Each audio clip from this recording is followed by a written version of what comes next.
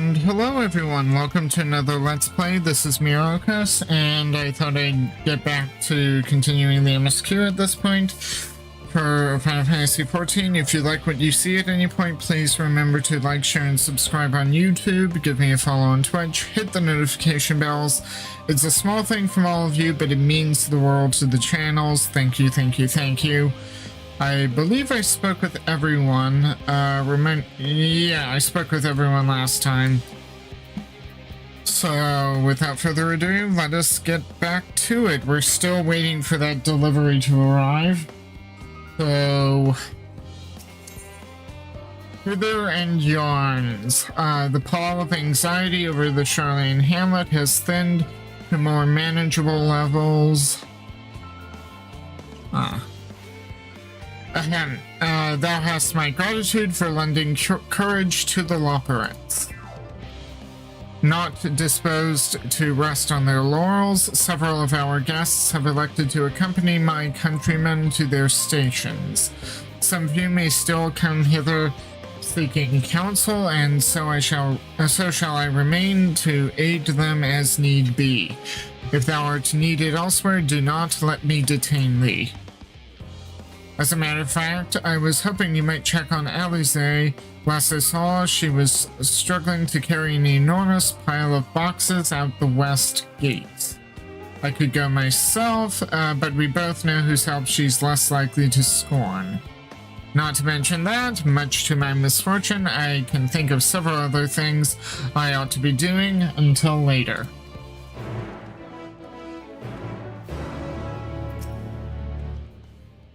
Praise this Mistress Alize, she hath taken up too great a burden like as not. Living way and I shall attend to matters here.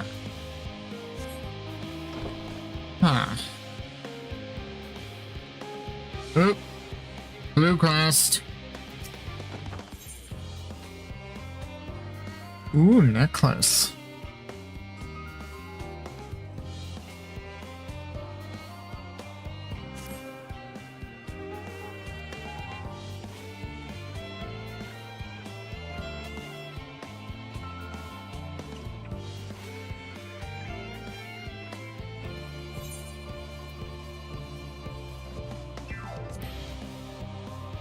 There's a child who's run away?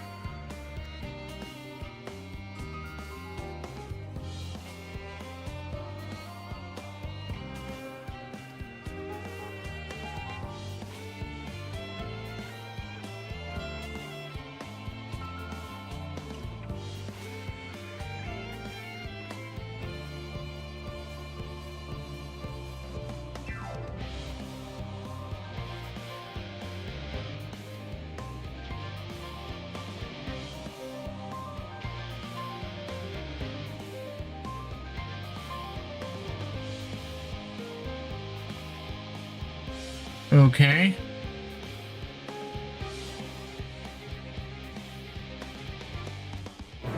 Well, there's another one as well.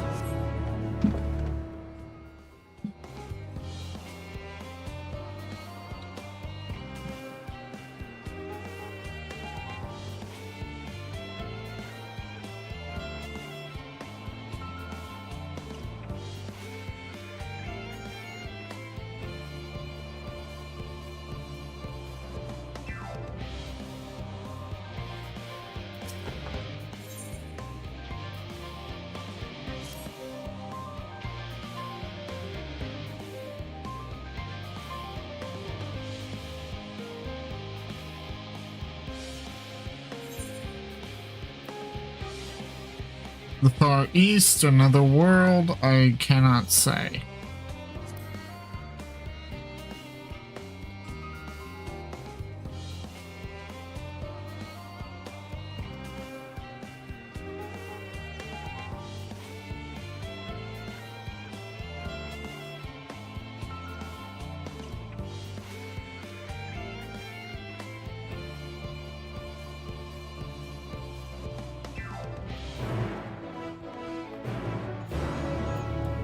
Okay.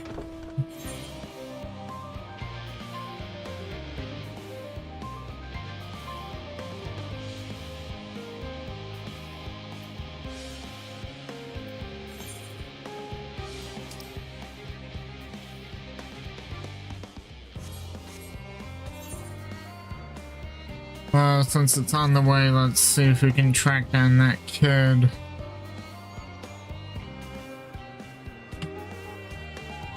Well, there he is. That was quick.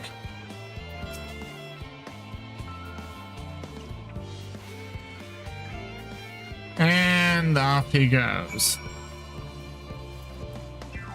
Well, since we started the kid quest, we might as well continue. And as usual, I'm not reading the blue quest text, only the main MSQ.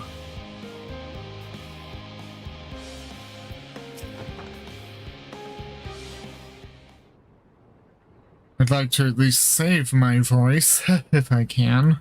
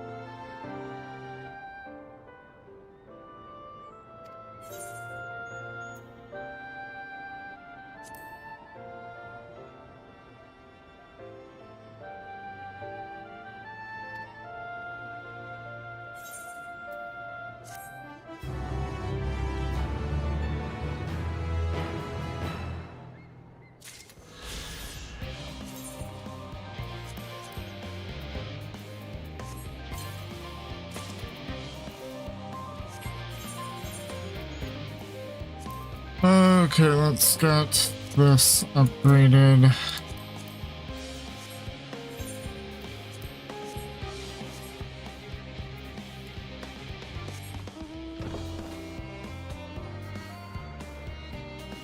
And now I'm basically just leaving the kid there, but I just wanted the ether current, to be honest. I want to be able to fly. That's what I want to do.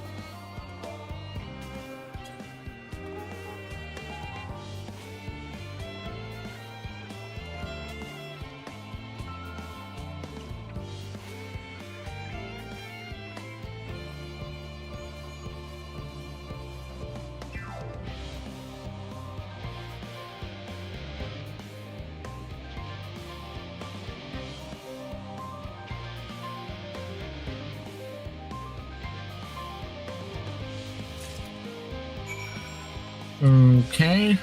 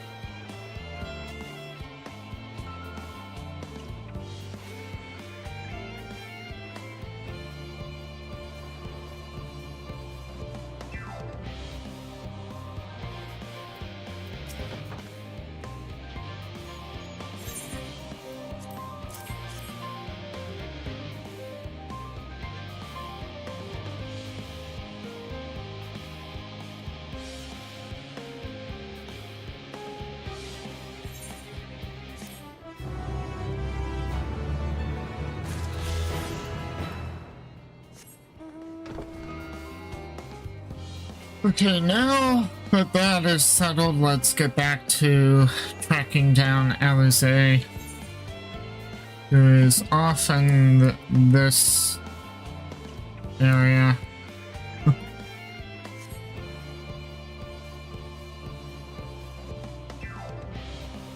Let me know if you want me to go back for that side quest with that kid. A lot of the side quests that are born of the ether current stuff seems to be Labyrinthos is in danger, only you can save it, and yet nothing ever seems to come of it. Don't know why that is.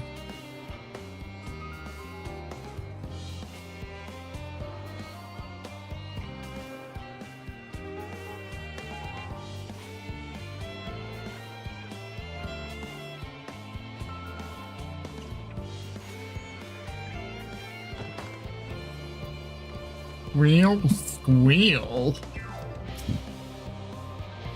Myrokos, what are you doing out here?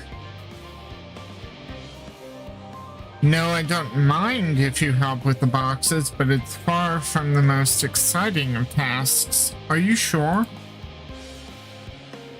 Well, I appreciate the assistance. We need to get these to Aporia. Time is short, of course, but they're full of organic specimens and samples, so try not to be too rough with them. Alphino should be waiting for us when we arrive. I'll see you there. Deliver the crate samples to Alphino. You have 3 minutes to complete the task. Should you fail, return to the starting location, begin anew. Oh, lovely. Where is it? Oh, no. Aporia's over, all the way over. Wow. That's quite a ways.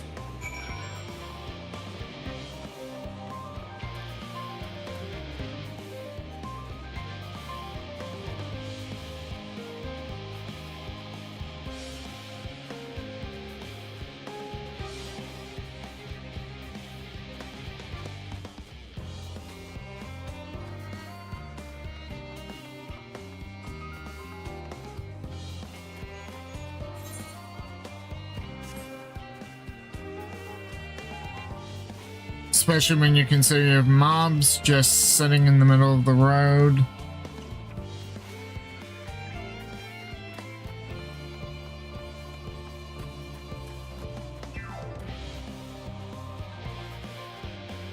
Probably part of this fate here.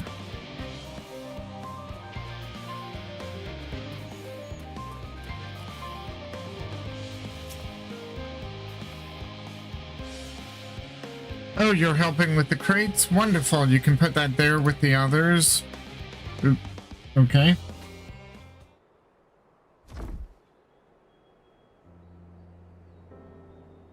You have my gratitude, but how did you come to be involved in this? Ah, then I suppose I have Thancred to thank as well.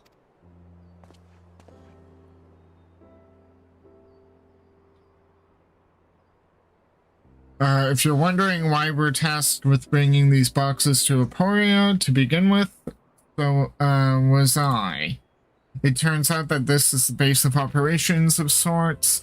Those with final say as to what is included in the ship's manifest can be found here. Huh, okay. Father included, I suspect.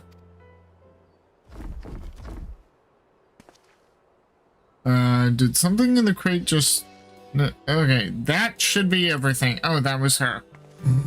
I was beginning to wonder. You carried all of that at once? Are you trying to injure yourself? Oh, hush, they're lighter than they look, and not everyone has your delicate arms. Ooh, back to the sibling jabs. At least Sasse returns. I suppose we should let someone know that we finished. Theopaldon is in the courtyard. We can report to him. Why don't you come along? You should get credit for your assistance at least. Considering where we are, we might even learn something interesting. Of course, we're hauling crates with hazard within labels.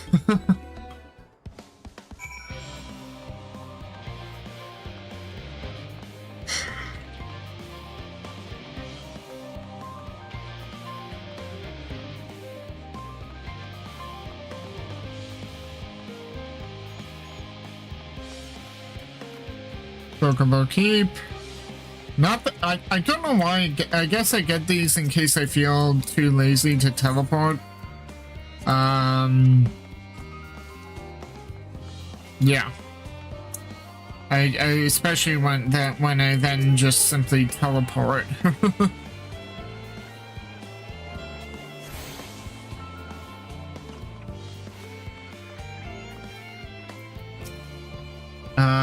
That must be Theopolden.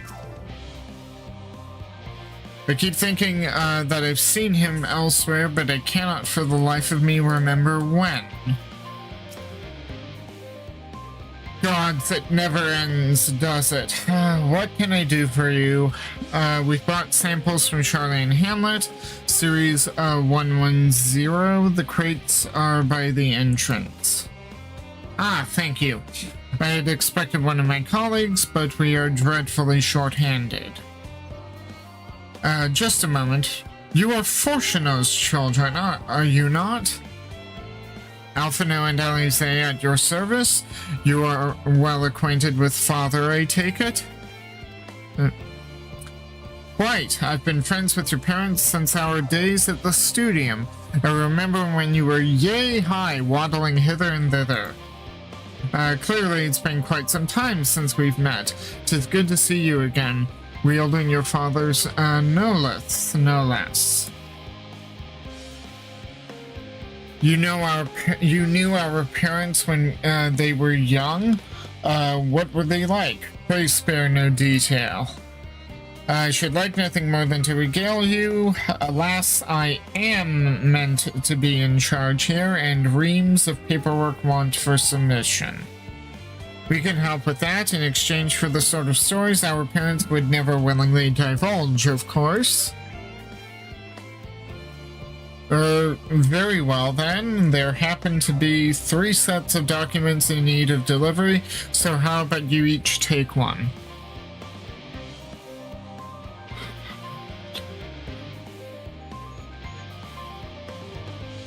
Wait right there.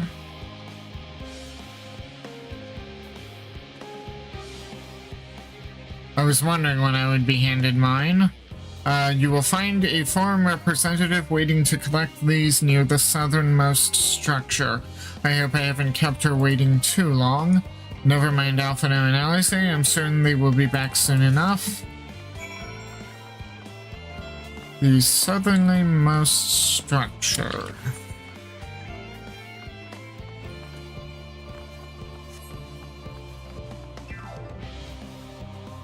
Ah.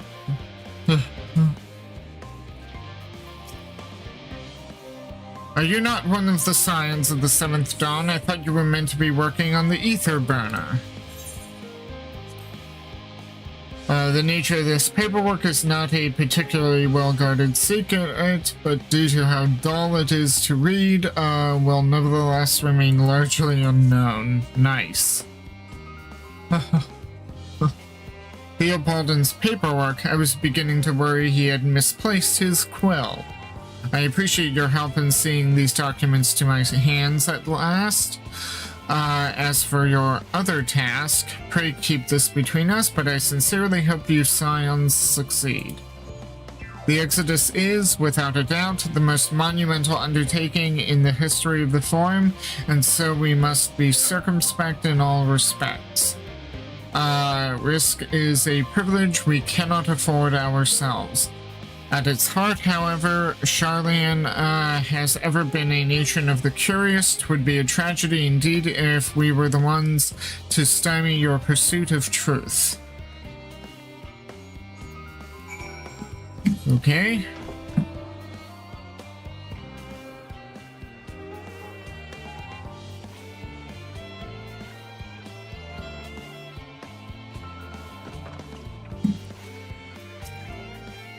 quick and efficient. I dare say you have a talent for this work.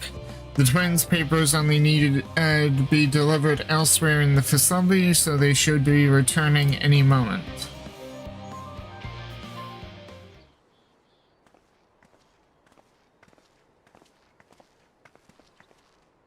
We return, not with a scrap of paperwork remaining on our persons, you will note.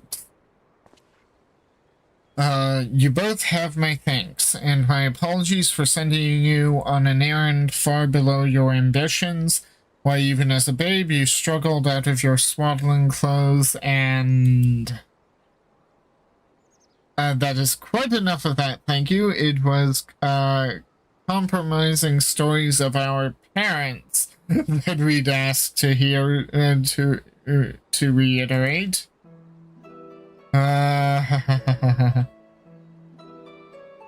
Of course. I've known your father for so long, I must have something. Well, as you know, part of why the Livier name garners such respect in Charlene is your family's storied history. You two can trace your ancestry directly back to those who came aboard Nuncroft's Hope, a lineage few can claim. I've never thought much of it myself. It's not as though our forebears founded our nation. They were simply there when it happened. Nevertheless, it has traditionally been a point of pride. It's why Nuncroft's pronouncement to renounce the ways of war and pursue enlightenment through knowledge and reason has ever been our family's creed. Until your grandfather's time, Archon Louisoix looked not to Nuncroft's words, but his deeds. He asserted in defiance of his peers that choosing to save the great and the small from the rising tides was the true mark of our founder's virtue.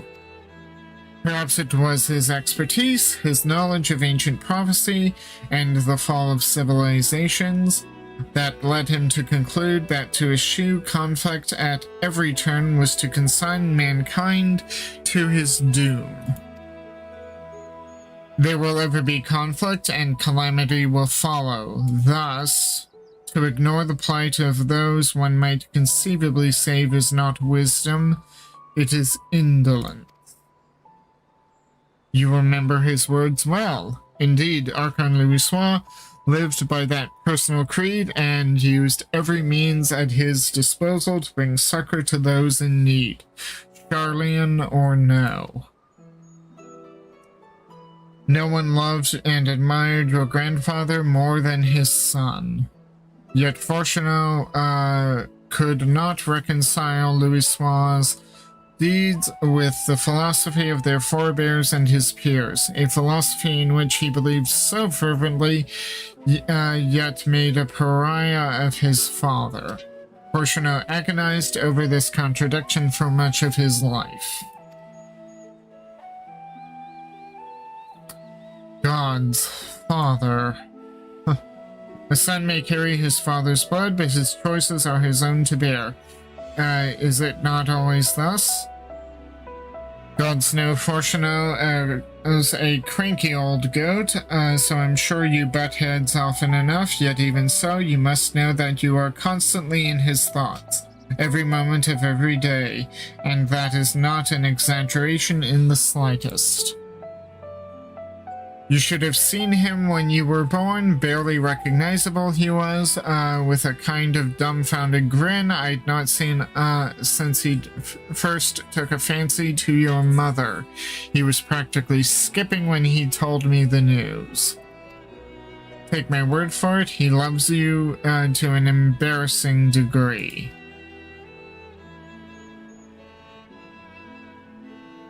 But he is also frustratingly single-minded. Once he's decided that a given action is for the best, he will stay the course no matter who or what opposes him. Oh, that sounds like a certain brat we know. I will never forgive him for a realm reborn. That he was so arrogant back then. A profoundly annoying habit when you're on the other end of it, as I'm sure you will agree.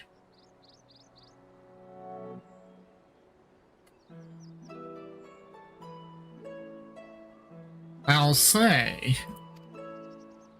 Thank you for your insight. When next we meet our parents, I shall mention that we spoke. Try not to get me into too much trouble now. I need the forum on my side.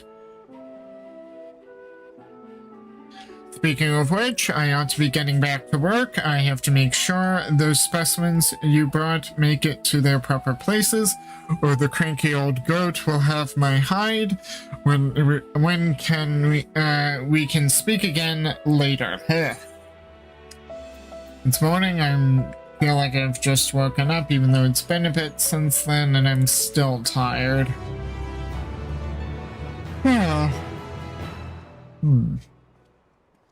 Hail to you there. Huh? Oh, Graha. Graha, surely Kokol hasn't driven you out of the forge already. For better or for worse, no. However, he has sent me a task that requires more than a single pair of hands, and here you are. I could use at least one of you, but I won't object to more. Unfortunately, Alize and I have prior commitments, and we have delayed too long as it is. Boo. What about you, Myrokos? Can you spare the time? If I must. Perfect. This shouldn't take long.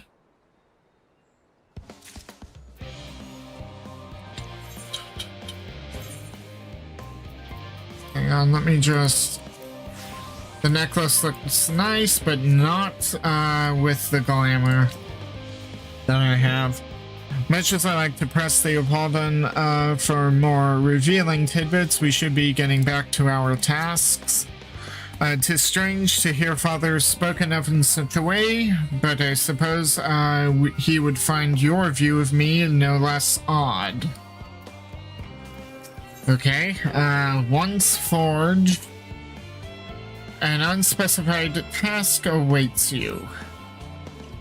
In the event that our, and I quote, promised heap of adamantite falls right out of the bloody sky and into my lap, end quote, Master Kokol wishes to be ready to put the proverbial hammer to anvil at a moment's notice.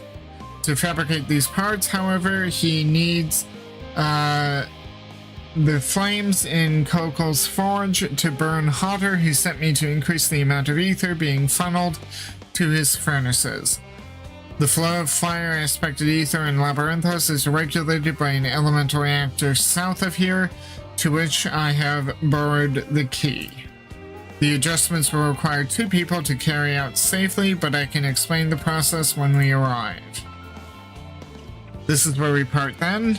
We'll see you in Charlene Hamlet once the adamantite arrives, if not before. This way then.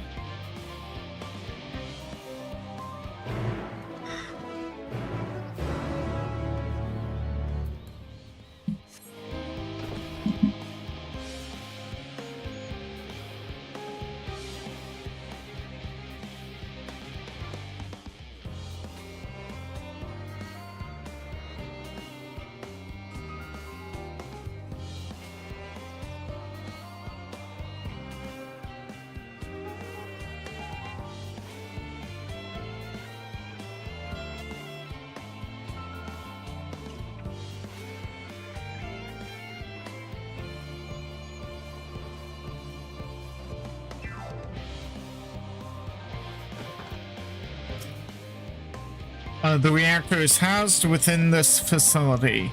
I'll be the one to go inside and adjust the fire ether output. When I do, a rather large amount of water-aspected ether will issue from the vent at the top. I expect this to attract at least a few elementals, which we would both rather not be drawn into the reactor itself. Trust me. Can I ask that you put down any that draw too near? They'll pose you little trouble, I am sure. Okay, wait here if you would.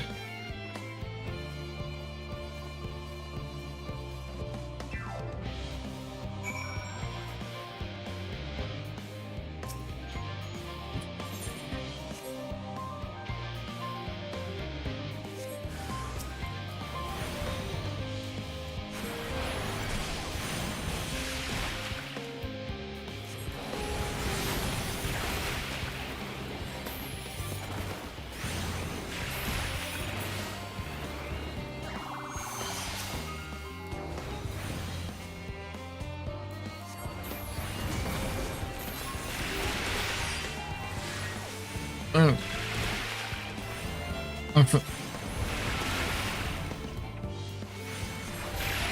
Alright, that I used shortcast there?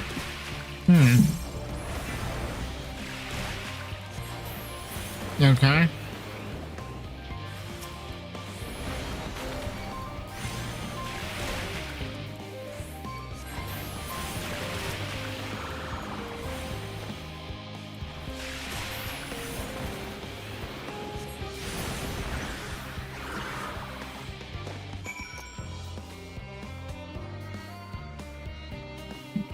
Well, that's it. I was expecting a big one.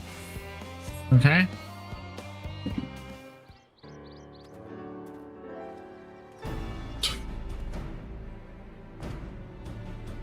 Did everything go smoothly out here? Sure. I thought as much. No major complications to speak of inside either.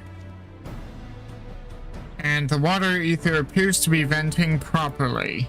I expect Coco will have seen the difference in his forge flames by the time I return. Okay. Since I have you, there was another matter I thought to discuss with you. Nothing terribly important, merely something I've been considering. Part of this I shared with everyone, yet you and you, only you, have been to Alpus. Okay. As we have established, refined adamantite is a product of Allag, of the Empire's twilight years, in fact. It was a material which saw much use as part of the Allagan's efforts to extend beyond the bounds of this world, Dalamud, of course, being the most prominent. Of those who would push further, expand Allag's empire to encompass the heavens and the stars above, perhaps the greatest was its infamous technologist, Amon, who is also Fandaniel. Amon wanted to travel the Sea of Stars? Did he remember his life as Hermes? Ooh.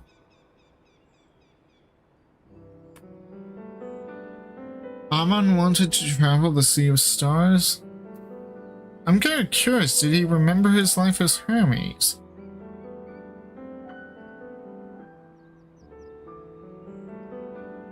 I believe he had his own reasons.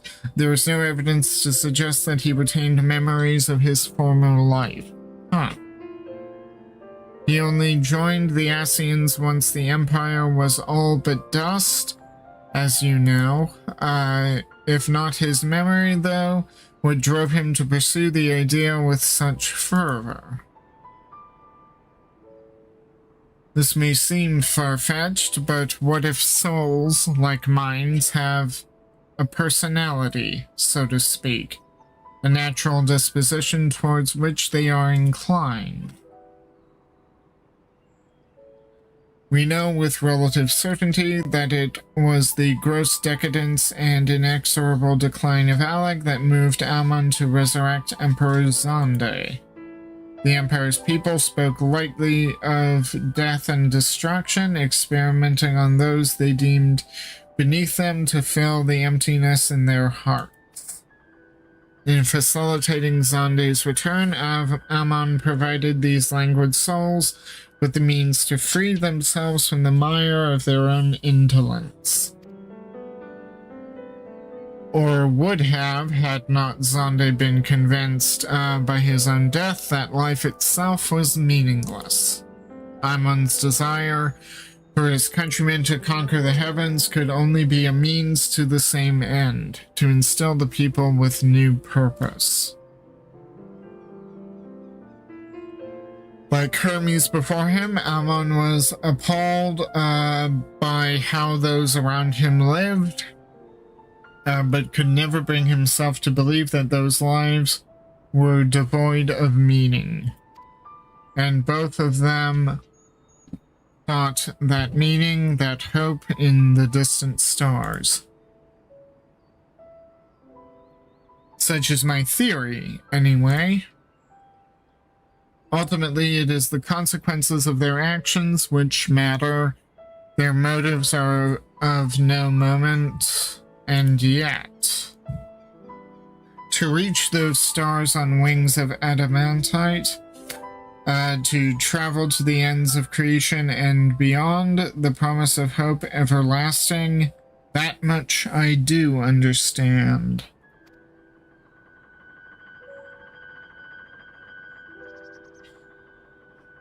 But enough musing for now. Why don't we see how Kokol is getting on?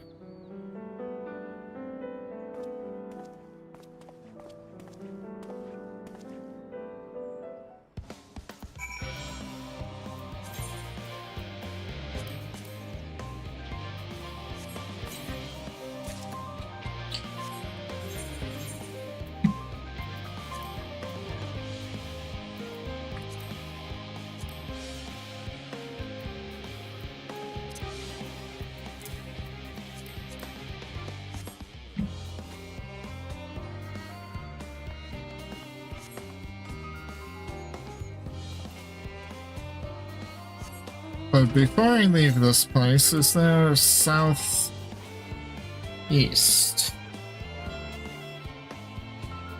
Okay, so there is an Ethernet, or not Ethernet, an Ether current somewhere over here.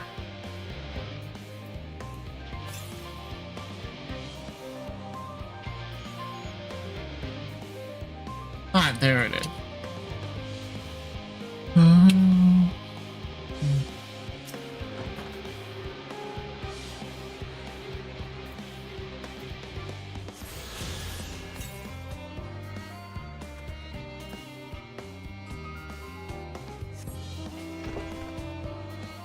Okay, and the next one is down in the lowest level. Then.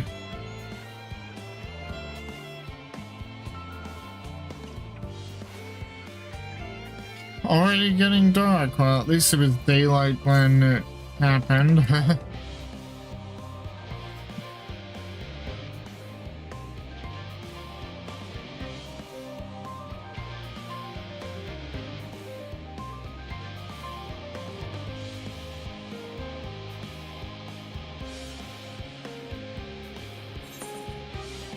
Oh.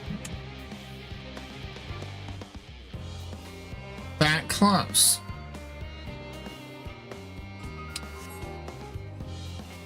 Sorry, I was kind of going the wrong way, and I can at least get the map filled out.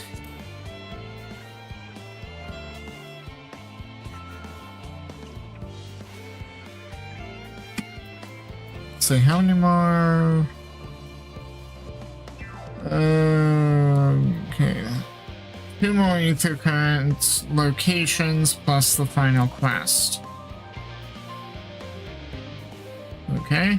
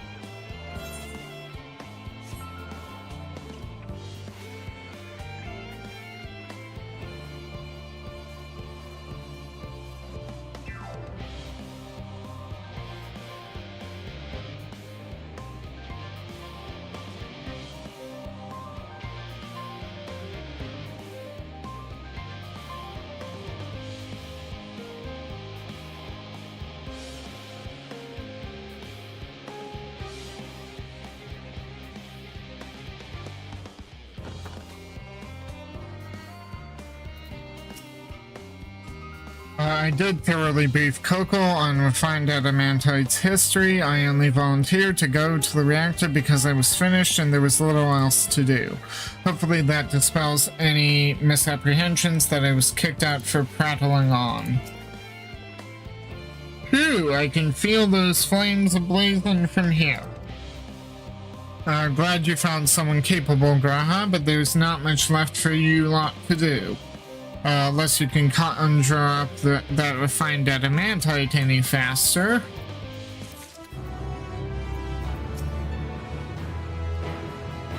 Okay.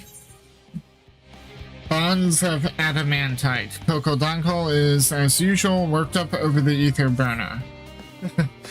I do trust you to deliver on your promise. I do, only I hate waiting. I want that adamantite and I want it now. We share your impatience, I assure you. Is there truly nothing else we can assist with in the meantime? I wish. This sitting about's unbearable. Pity the frowns on recreational explosions. Well, so long as they can't prove it was premeditated, get you gone, I've mistakes to make. In that case, I suppose we should go and return the key to the reactor. I suppose I should do that, so Graha's going to return the key. I'll have one more look to make sure that nothing goes wrong, unintentionally or otherwise. I'm certain that there are better uses for your time. I will join you in Charlene Hamlet anon.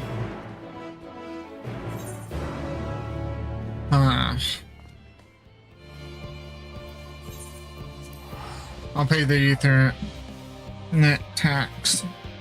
Yeah. Charlene's coffers are getting a lot of gil out of me for these teleports. I hope I'm getting my money's worth. If you wait here, your companions are bound to turn up sooner or later.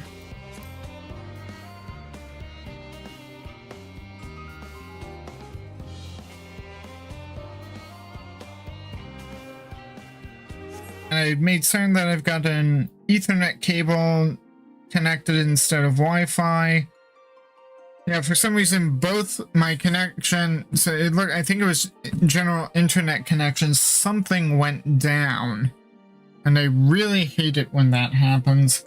Especially since it was right in the middle of the cutscene, so sorry about that interruption. I get to do some editing with this segment. On the bright side, from past experience, when this has happened in the middle of a cutscene, we get to rewatch the entire cutscene. So it'll just start back up with the start of the cutscene. So hopefully we'll be able to pick everything up. Hopefully. If not, then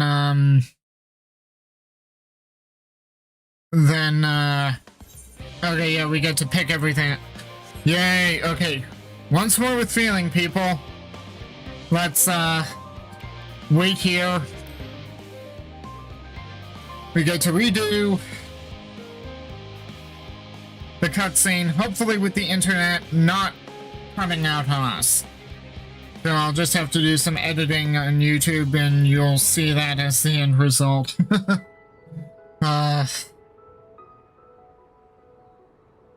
All set, I take it?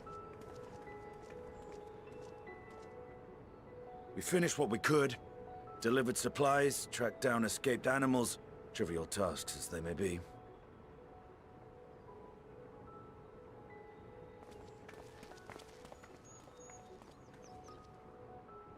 That's enough, don't you think? If there was anything more important still undone, that would be a problem in itself. The vessel is essentially ready for departure. All that remains is to load the final batch of supplies and see everyone on board. Once we've readied the ether burner, that is.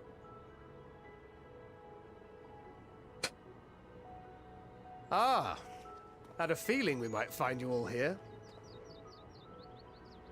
Our consultations with the Loperates, too, have run their course.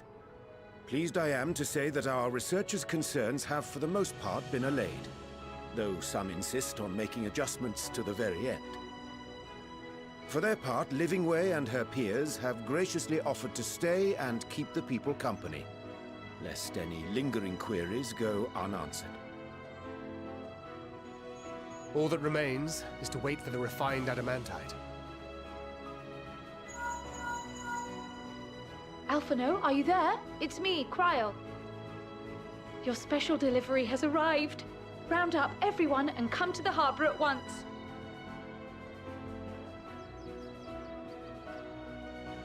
Speak of the devil. Let us go at once. And frame rates are going crazy. Please don't die again.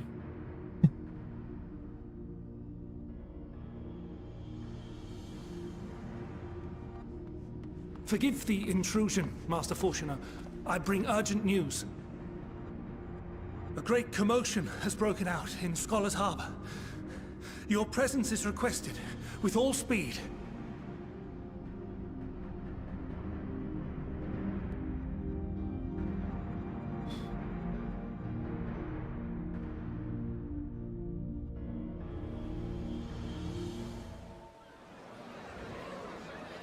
Now, where might this delivery be?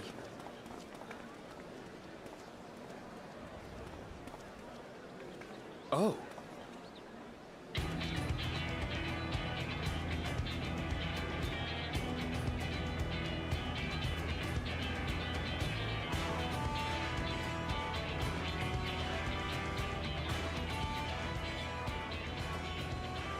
I'm sure it's very important, but we cannot accept these without the proper permits. By the 12! Surely, these can't all be.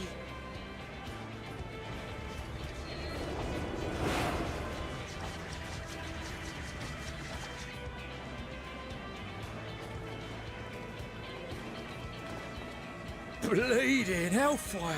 They're bringing them by sea and by air. All these folks in these crates.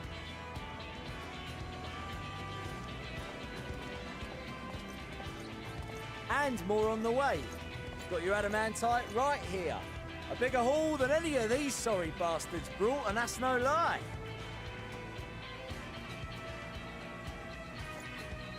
Yes, because you were charged with seeing the shipments from Gridania and Uldar here, along with your own.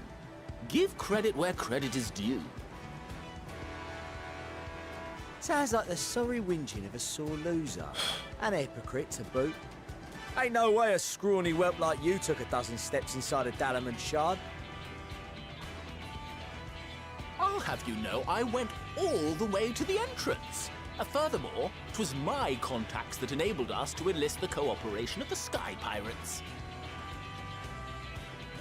Left you outside so you wouldn't get anyone killed, did they? Well then, credit where credit's due, you did a right fine job sitting on your ass. Take that back. Make me. I will not stoop to your level. Oh no, not again. My, what a grand welcome party. Hancock and Soroban. In any event, sorry about these interruptions. Both sacred and elegant. Was that the Majestic? That may be of help.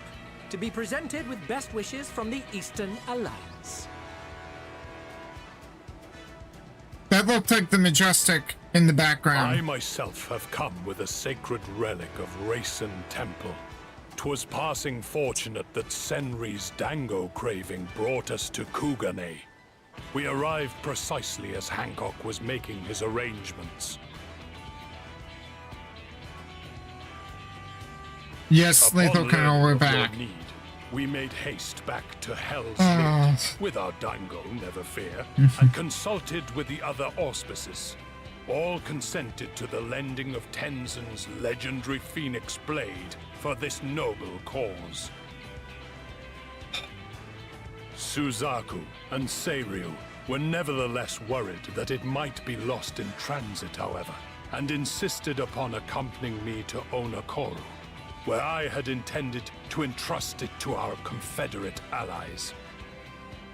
I thought instead to give it over to Hancock when we chanced to cross paths yet again. But alas, Seiryu remained ill at ease, and ordered me see the blade into your hands personally, or die trying. I am so glad I did the Four Lords. This is such a neat little We did, detail. of course, need quite the impressive vessel to get it all here in I time. thought I spied the Majestic. Fortunately, our Majestic associates have been more than helpful. 'Tis an honor to join the Warrior of Light on another adventure, they tell me.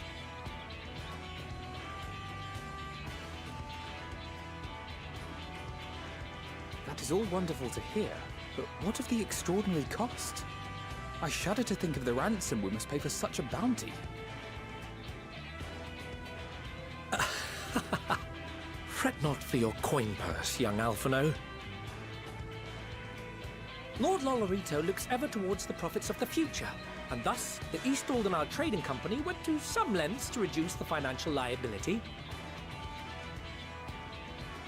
And since the Scions funded the entire venture, not a gil need be rendered up in compensation. Everything is already yours. We funded the venture? When? Don't let the name fool you. This coin keeper knows a thing or two about spending. Nay, Tataru! When it comes to capital investiture, a sprinkling of gil here and there will not do. You need enough savings to make waves when it really counts, which is why frugality is paramount. We also had the benefit of a generous patron. Generous being rather an understatement. She has supported us from the shadows since the very founding of the Scions. We even had coffers to fill. Mother! Amelians. I remain, of course, an entirely neutral party. I simply thought our family's coffers were needlessly full. We can hardly take them with us on your teeny-tiny toy boat, now can we? And would be a shame to leave all that hard-earned wealth unspent.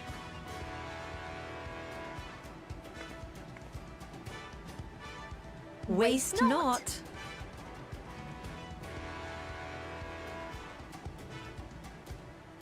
Will we ever get the Forum Glam in-game?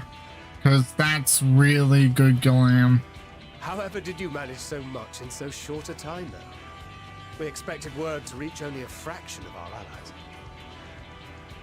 Did I not tell you I have my ways? Erenville, you were involved too. I received a letter from Cryle after we parted ways in Labyrinthos. She explained what the Scions were trying to accomplish, and why you might soon require the services of the Gleamers, spread across the world as we are. I pray you do not interpret this as a betrayal of Charlotte. I accept that the Forum's aim in pushing us to our limits was to preserve what knowledge we have, and I bear you no ill will for it. Yet, in collecting that knowledge, what I came to appreciate most about our star is that there remains so much we do not know. That is why I chose to help the Scions, to combat the obliteration of those countless, undiscovered wonders. I held no illusions that they would be less demanding taskmasters, though, rest assured, if I had, I would have been sorely disappointed.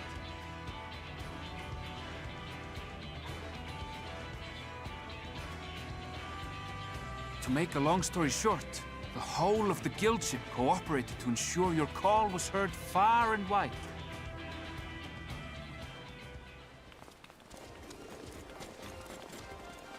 Oh, hey! What's this about a ship that can fly to the moon? And why didn't you mention it sooner? The one time you don't beg my aid, your problem's a bloody ship that can fly to the moon. See it? You brought the team. Of course. Garland Ironworks' finest. You need only point us towards my new favorite ship. An Alpha and an Omega, Oh, yay. I nearly forgot. We stopped by Whirlid before coming here and picked up a package from Gaius. Oh!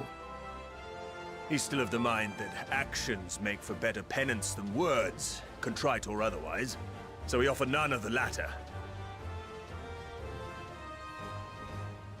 Fair enough. What he sent is an Allegan relic Valens used in his weapons experiments.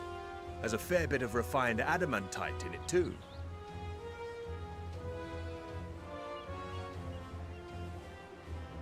As you like us not suspect, we've also brought adamantite for Mordona's Dalamud shard. I admit to some consternation upon first receiving Kroll's message. So few scions remain at the Rising Stones now. Far too few for such an expedition. However, the Gleaners were able to secure us reinforcements. Idleshire's treasure hunters, not least among them. I know. How the Gobbyflock fought.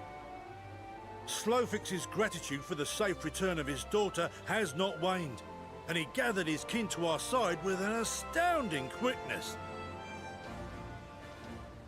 The clash between their machina and the Allegan defences was a sight to behold.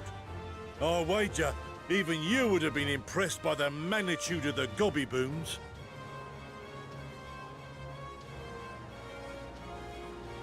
Fascinating as all this is, I fail to see how it explains your presence here. Does Razat Han not have more pressing concerns?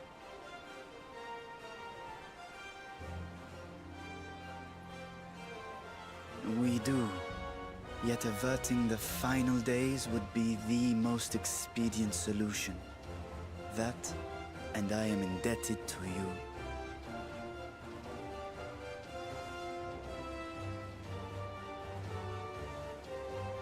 Though they chose to take their leave of Thavnair, those you saved in Galimund remain my people. My gratitude is beyond words. 'Tis appropriate that I aid you in kind. If in the doing we bring salvation to others of this star, so much the better. You will recall that I spoke of my father, Midgard Summer, and his journey across the great expanse. As he traveled betwixt the stars, his resplendent scales drank of the ether in those nigh empty surrounds, and imparted to him the strength to persevere. Thinking they might further your cause, I called out to my kin for consent. Ashdai's answer was silence, as ever. Tiamat and Chrisvelgre, however, responded favorably to the suggestion. My sire, too, stirred from his slumber long enough to speak and say, "Very well." Thus have I brought you his own worm scales. Fit them to your purpose, and seek a worthier fate for us all.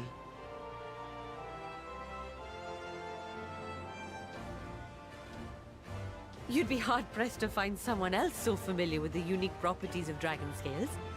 So I invited myself along.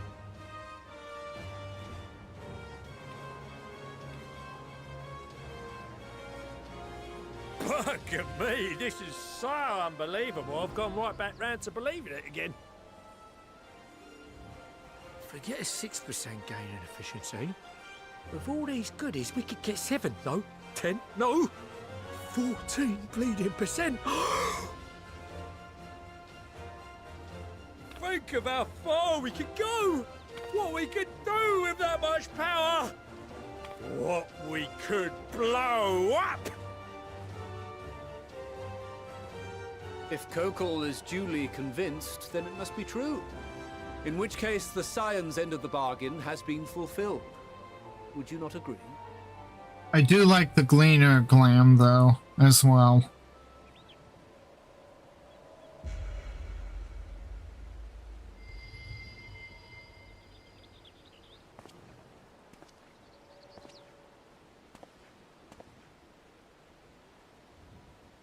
Yes, Father?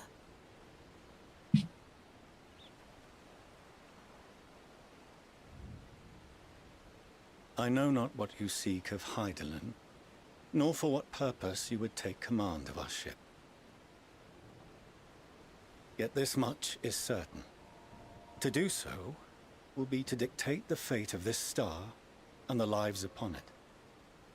The lives of each and every creature, in their magnitude and their fragility. Do you understand? And are you prepared? We have seen and we have felt how much each life shapes this world. And so we are determined to abandon none. We understand what is at stake, and we are prepared to bear this burden.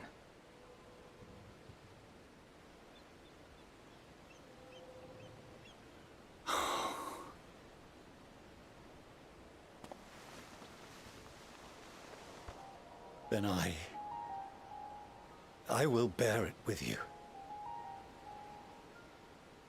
I beg you, share your struggles with me. As family. You already forsook your kids. No. You don't just, disown your kids and then welcome them back like nothing.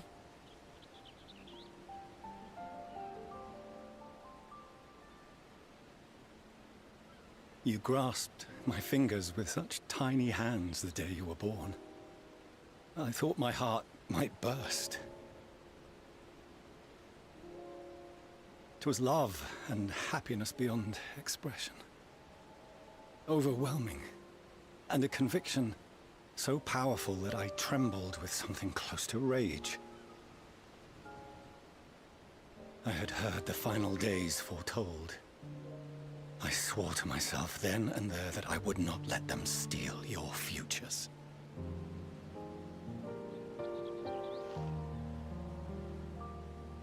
The great Exodus would succeed, must succeed. No sacrifice or sin was worse than the alternative. If anything gave me pause, 'twas mine own father. The Archon Louisoix openly decried Charlian's policies, a perspective which I regarded with increasing disdain as I grew older. Yet even as part of me thought him a fool, perhaps I also hoped that he, of all people, would devise a brilliant means to save my children. A naive hope, but stubborn enough that I could never bring myself to keep you apart.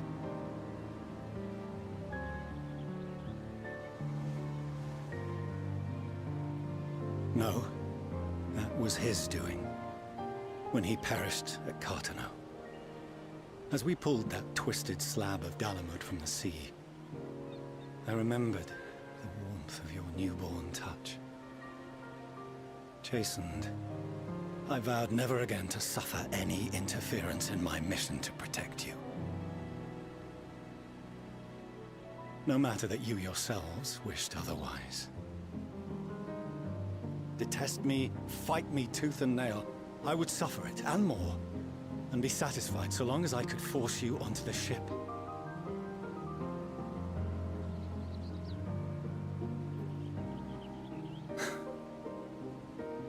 I was wrong. You two have grown so much stronger and so much wiser than I dared dream. You have earned the right to walk your own path, and already begun to do so. Good. Because there are things we care about, and people we love, and none of them is replaceable. Not a one. It cannot have been an easy journey for you to have come so far. We shall be glad to acquaint you with the finer details someday, once this danger has passed. All that we have seen and heard, that we have felt and learned in our travels. Ours is not a kind world, but it is beautiful. Always. Oh no. Are you quite sure that's wise? After all, someone turns pale and flees the room when he sees so much as an envelope containing word of your adventures. Oh? Whatever will happen if he learns what you were really up to? Aemilians.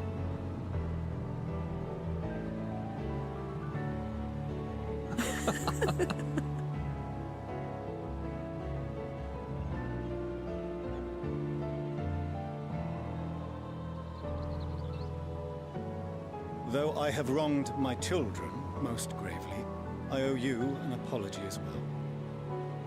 You owe more than an apology. I assume that it was the Scion's influence that made them so keen to charge headlong into danger. No, that was them all along. Yours, in particular. I see now that said influence instead brought them together with the many fine people gathered here today. In which case, I hope you continue to guide them.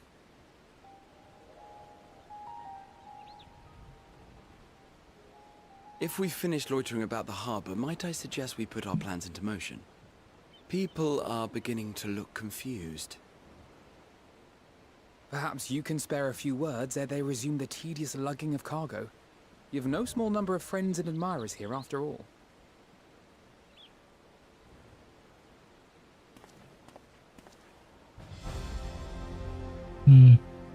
Oh no, what are we gonna say?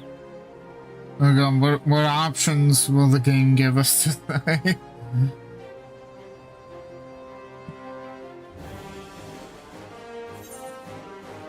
Lend us your strength. Our moment of triumph is close at hand. With me. I'll go with the first one. I imagine it's just going to be cheers.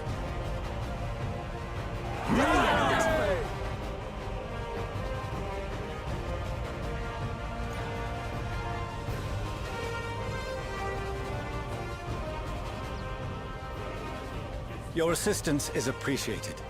Now, in an orderly fashion, if you please.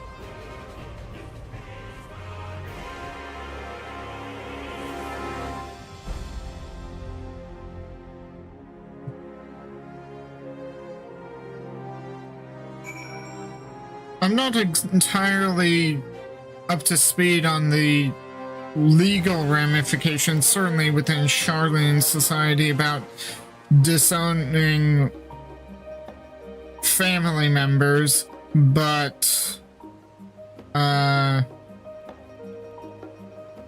it's like the way that was discussed at the beginning of this expansion, it you know, it sounded like it was a permanent break.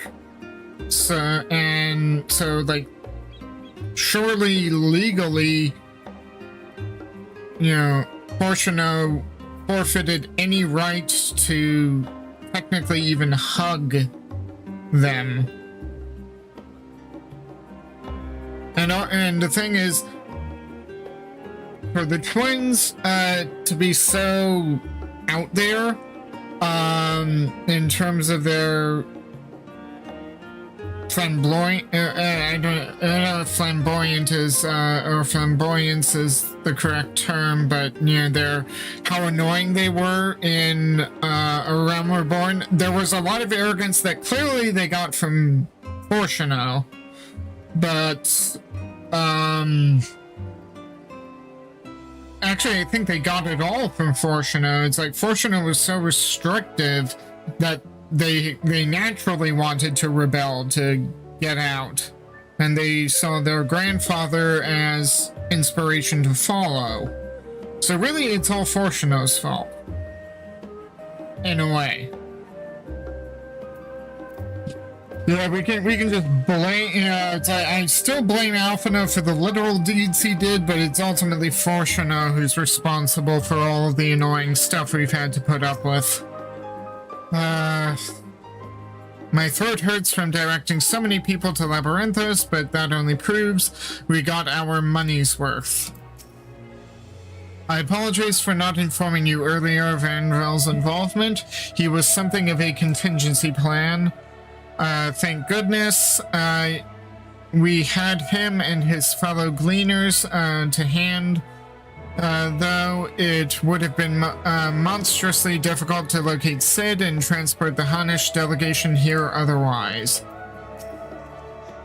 I cannot wait to see what our friends from the Ironworks do with the ship. I had no idea how massive a weight it was until he lifted it off my shoulders, but more importantly, his words were an affirmation that the path we walk is the right one.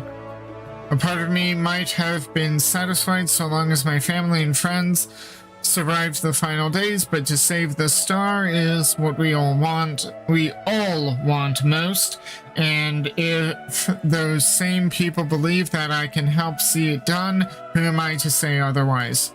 Come what may, I will fight for this world of ours until the very end. Huh. If I never see another crate again, it will be too soon. Unaided, we Scions could never have gathered such a bounty. Refined adamantite, relics sacred and ancient alike. I find myself quite overcome. The time has come to claim our prize. Are you prepared?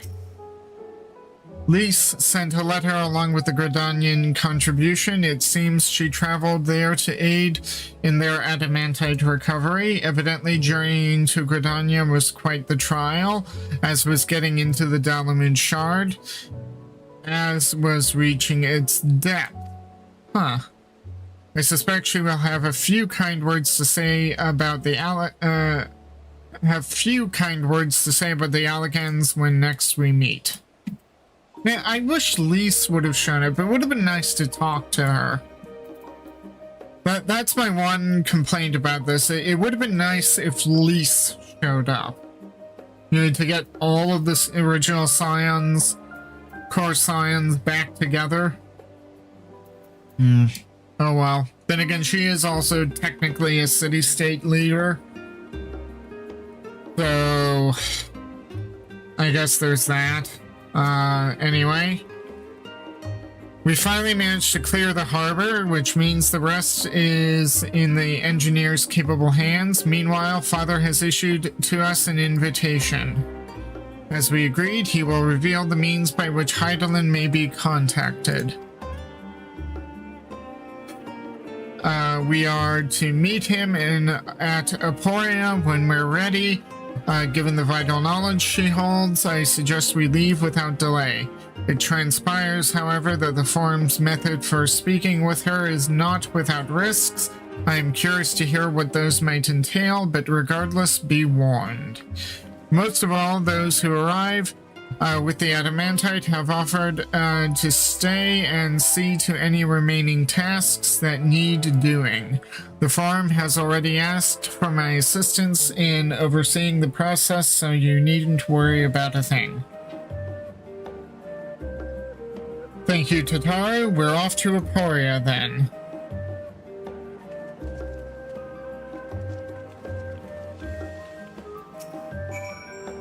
I don't want any of you getting hurt, but I do hope you'll wring as much information out of Hydaelyn as you can. For all we know, this is the one and only opportunity we'll get. True enough.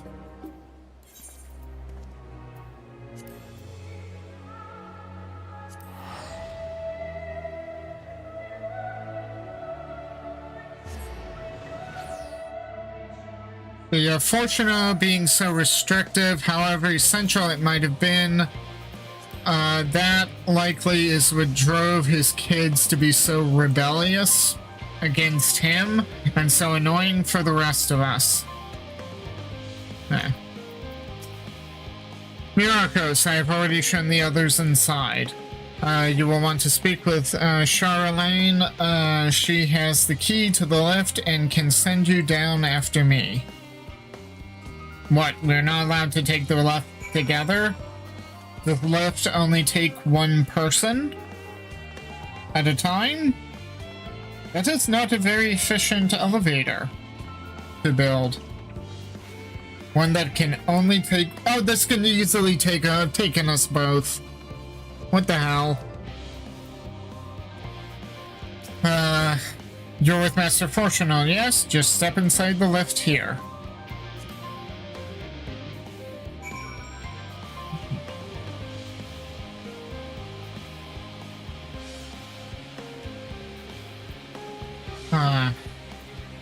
Let's see, there should be...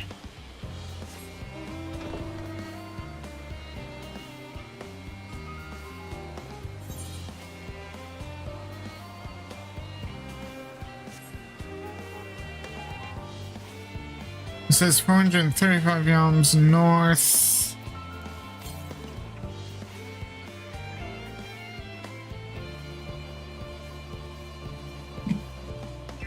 I'm really confused.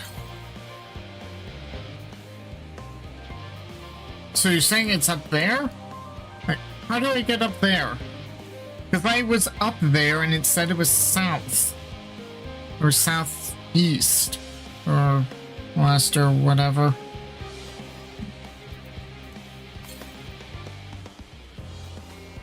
So I gotta go all the way back up there.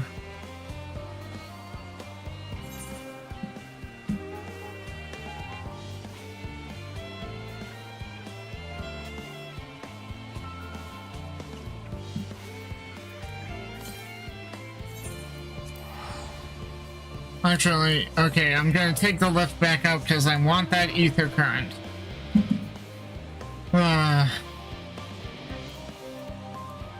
So it's somewhere up there. Hopefully it's not... I didn't see anything on the ledge there, but it's somewhere up there, from what I can tell.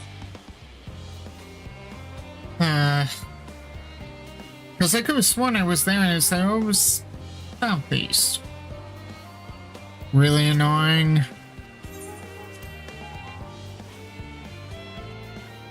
As always, break from MSQ to go get the ether currents. A worthwhile endeavor.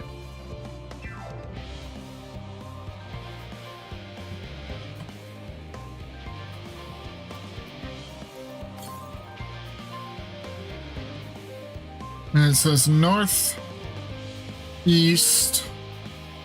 Oh great, we have another fate thing. No, I am not triggering that. So it's somewhere...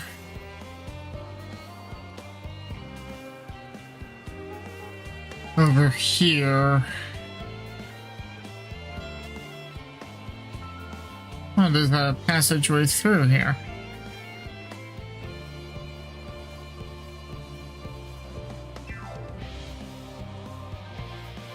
There's nothing here? Okay, that's... north.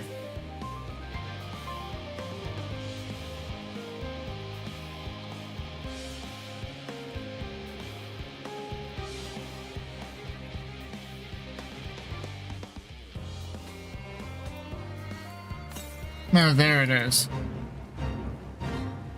Ah.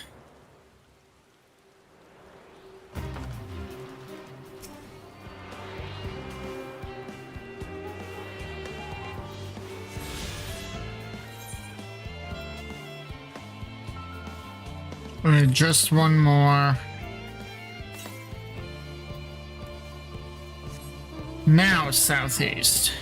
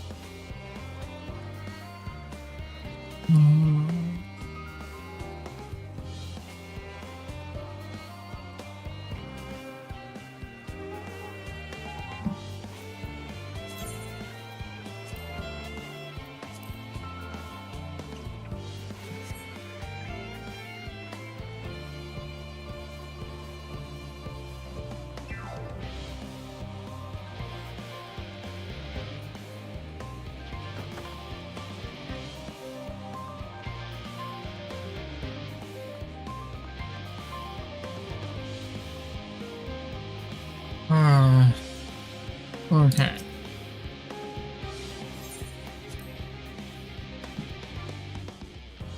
Now on to the lower levels. From here, we proceed to the heart of Labyrinthos and its most closely guarded secret, Thaumasine. It marks the beginning and end of our efforts. Once we delved to seek audience with the star, and whence we will embark on our journey to the heavens. This way, if you please.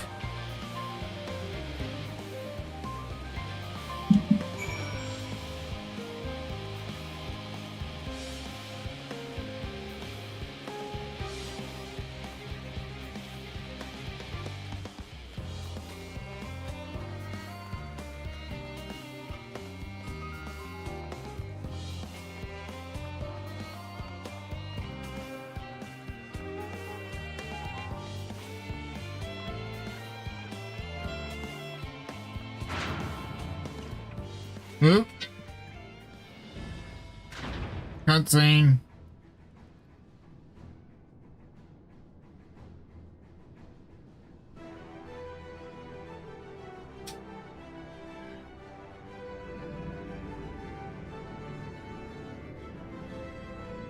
Ooh.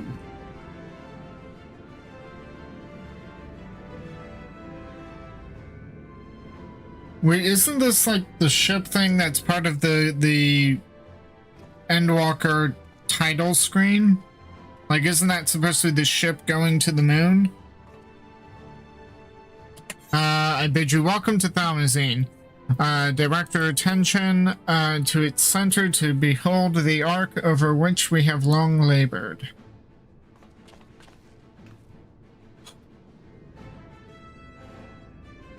As you can see, it was designed as a medium-sized craft, the better to reduce the fuel consumption.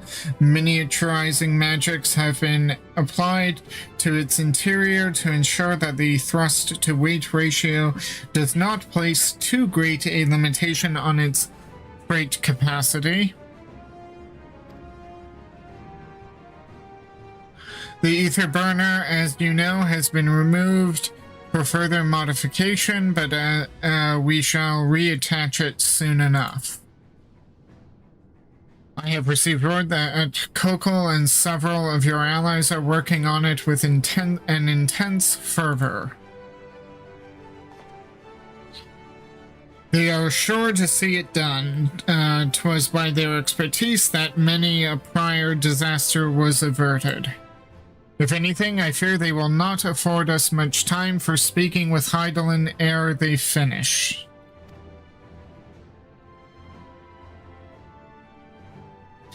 Point taken. Let us move on. I must warn you again, however, that even with the benefit of our device, to treat with her is not a simple feat.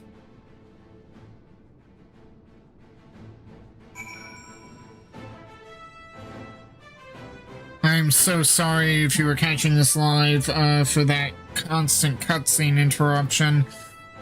My internet and OBS decided to just go kaplooey. It seems to be stable at this point. You feel it too, don't you? The ship is impressive, but it pales in comparison to the vast primordial power beneath our feet. Yep. Would seem enchantments most advanced have been woven into the ship's very bones. Wilson and Bluida were doubtless called upon for their expertise in teleportation magics. It was the Allegans who first combined the mechanical and ethereal sciences into a revolutionary discipline.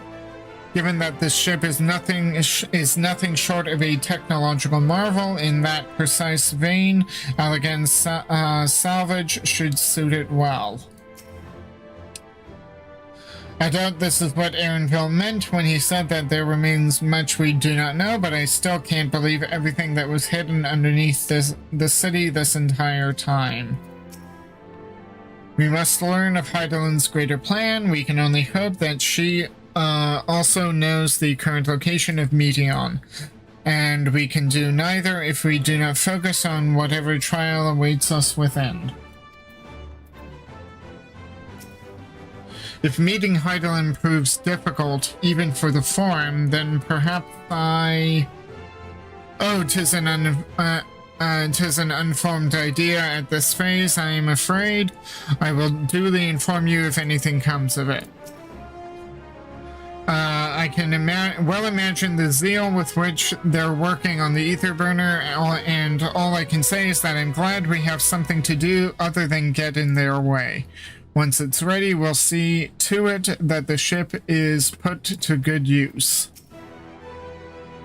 To think how many generations labored for this end, and that we aim higher still. We must spare no preparation, and that means speaking with Hydaelyn no matter the cost. I've done what I can to impress upon you the gravity of what lies ahead. Are you prepared?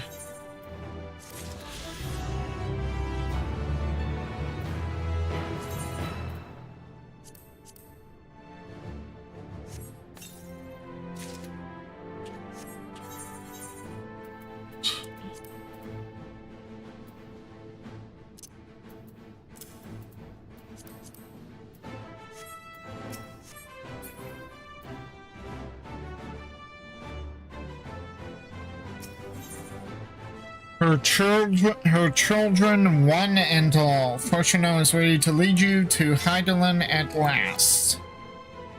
We make for the lift at the center of this chamber. Come.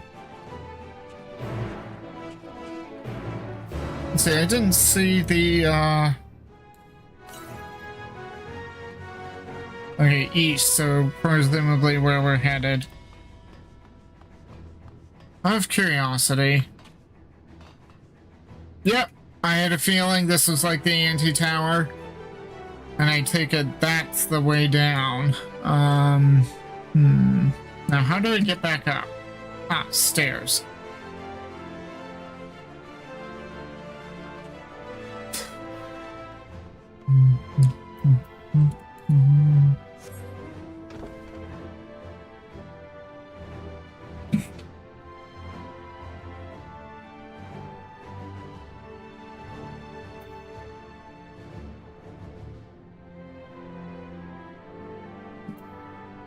Of course I could have stayed on the lower level, but oh well.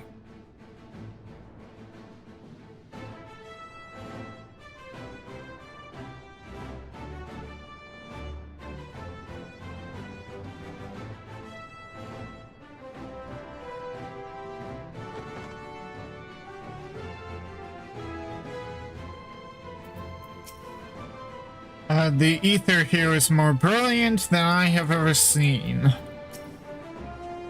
As a means of communing with the heart of the star, 'tis disappointingly mechanical in design. Am I the only one feeling terribly nervous? Surely not. This doesn't strike me as particularly dangerous unless one is afraid of lifts. With the ship in the way, I didn't even notice this was here. They must employ a full cohort of engineers just to maintain the lift. I doubt there's anything worth worrying over, not for Hydaelyn's champion. Okay. Cutscene. As you all know, oh, I forgot Kryl. Then again, I don't think I saw. As you all know, alongside our physical world exists an ethereal plane, what we refer to as the ethereal sea. At the heart of the star, the physical and ethereal are one and the same. Thus, the deeper we go, the easier it is to easier it becomes to pass between said planes. We utilized this principle in constructing the anti-tower, and once more here in Thaumasine. No sooner did the Forum decide that an exodus from the star would be necessary than it began work on this facility. Our work culminated in a device that allowed us to peer deeper into the ethereal sea than ever before in search of Heidelin's ever fainter echoes. The Itioscope. And you communicate with her through this device? For a time, yes. But since the 7th Emperor Calamity, it has been rare to hear even a whisper. If you wish to reach her, you must journey closer to the center of the star than we have ever dared, beyond the Itioscope. Even so, I make no guarantee that you will find her, nor of your safety not so deep in the ethereal sea. We understand. But if we are to deliver this world, we have no choice but to try.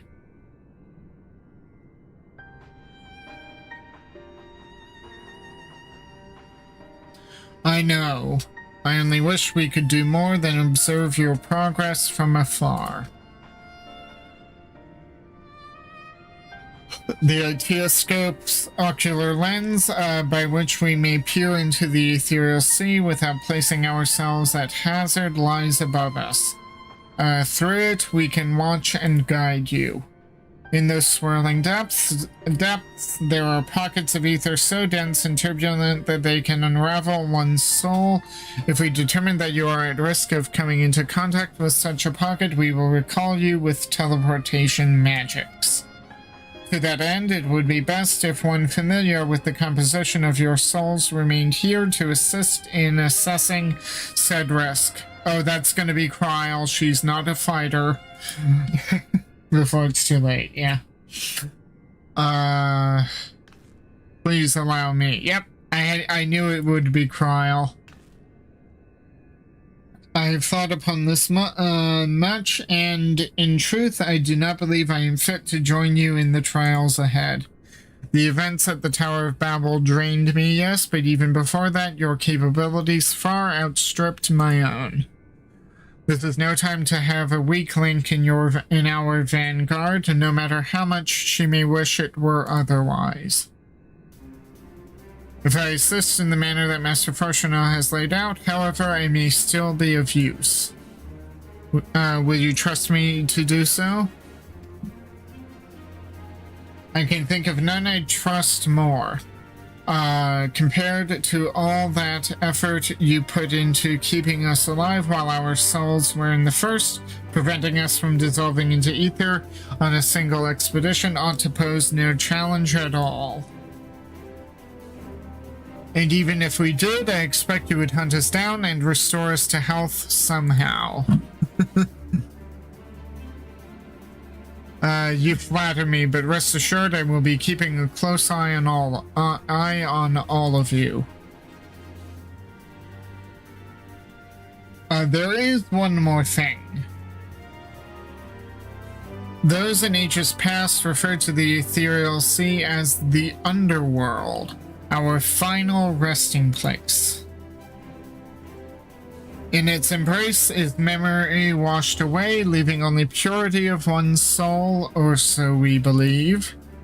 Yet what of these memories? Few think to ask what becomes of them, cast adrift on ethereal tides. Some theorize that they linger for some time, those associated with strong sentiment in particular.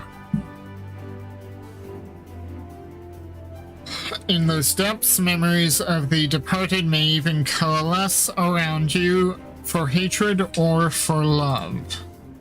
Thus do I caution you to be wary, but also to have faith. Remember, those who did gladly extend a hand to you, that they may lift you up once more.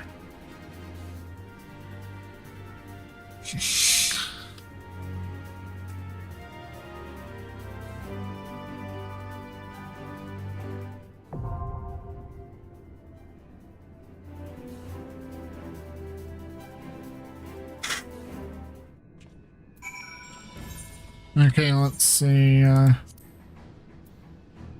Okay, Lethal Colonel, if you wanted to join me, I can create a...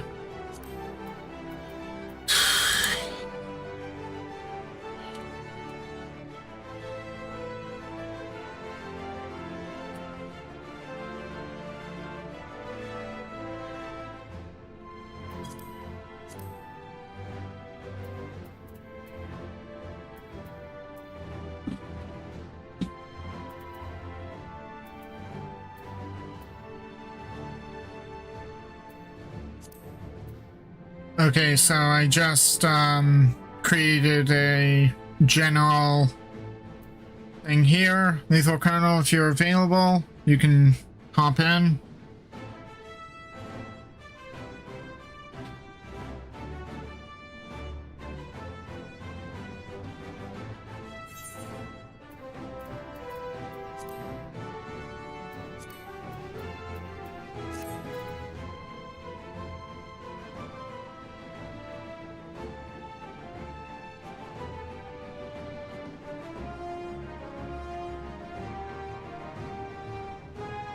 Also, the reason why I'm doing this is that it's nearly noon, but Cactuar tends to be pretty quiet in the mornings where I am, so on some level doing Party Finder first, giving that a try makes sense.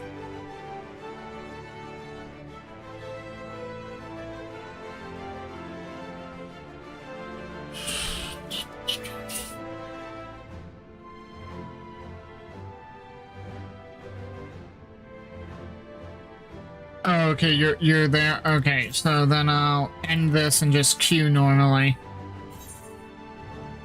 Well, in the meantime, I can talk to people. Once you're below, you should proceed through the ITScope to the central observatory. That is where the objective lens is located. We can manipulate it to direct an ethereal current deeper into the ethereal sea. There I shall assist you in every way possible. This is your journey to make. When you are ready, I bid you step forth. I hope to guide you via link portal while you're in sight, but given the density of the ether, I'm not sure how long the connection will hold. Even if you can't hear me, however, be assured that I am watching over you. Maybe our enemies are down there, but if we've beaten them once, we can beat them again. I'm more concerned about our meeting with Hydaelyn. We may find our truth, but what if... No, I would rather not think on it. Let us move on. We have always tried to do the right thing, but we have not always been kind or merciful. I should not be surprised if some few harbored resentment for us as they passed on. We must face these truths and meet them as they come. I now understand why these facilities are so heavily guarded. If it fell into the wrong hands, the wisdom of Hydaelyn could be dangerous, 'tis true. However, that danger is not compared to what would result should the common folk en masse venture into the ethereal sea unprepared, which they most certainly would if they thought it would allow them to speak to the dead. Once that secret got out, no rational argument could dissuade people from wanting to see their loved ones, no matter how ephemeral the meeting. True. If Hydaelyn be unwilling or unable to divulge Meteon's location, I shall see our comrades delivered to the moon, one and all. I pray, however, that this eventually doth not come to pass. While even a sliver of hope remaineth, we must needs fight on. I cannot help but think of those who were transformed into beasts. Their ether dissolved into nothingness, their souls forever lost. Yet I dare say Fandaniel still wanders the ethereal sea, as do ancients who gave rise to zodiacs, setting in motion so many cataclysmic events. If there is a justice or morality at work that governs our fates, I do not know it, nor do I think any man ever will. If some part of them remains in the ethereal sea, do you think it's possible Minfilia is there? if that's what you're thinking about. Forgive me, that's not why we're here, and no matter what happens, she'll always be with us, with Reen most of all. She'd tell us to live for the here and now, to do what must be done, and we will.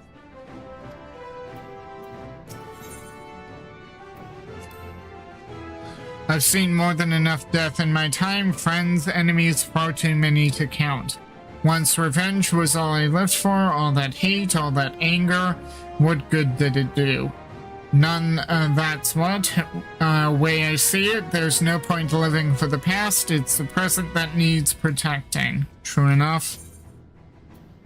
So, with that... Oh no! I'm not 89? Well, that's a little disappointing. Okay, what do you say instead of doing that, I, go back to heaven, to, Ishgard and get caught up on some world quests. Hopefully that'll kick me over the edge. Getting blocked by level requirement, I'm still 88. Yikes.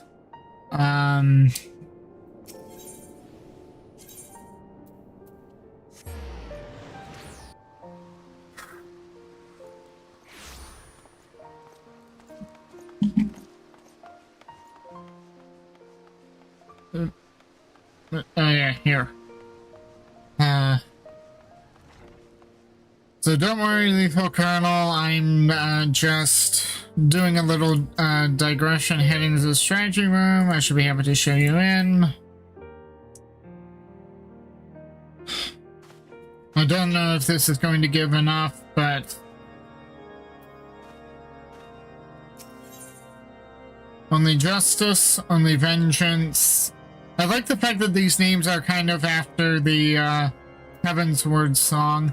The look of relief upon Arturo's face bespeaks your timely arrival.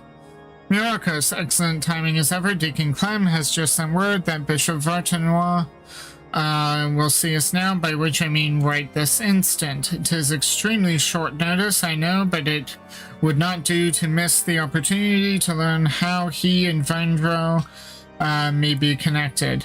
Not wishing to keep his grace waiting, Lord Emmerich is already on his way to St. Raminos Cathedral. Come, let us hurry there ourselves. Yeah.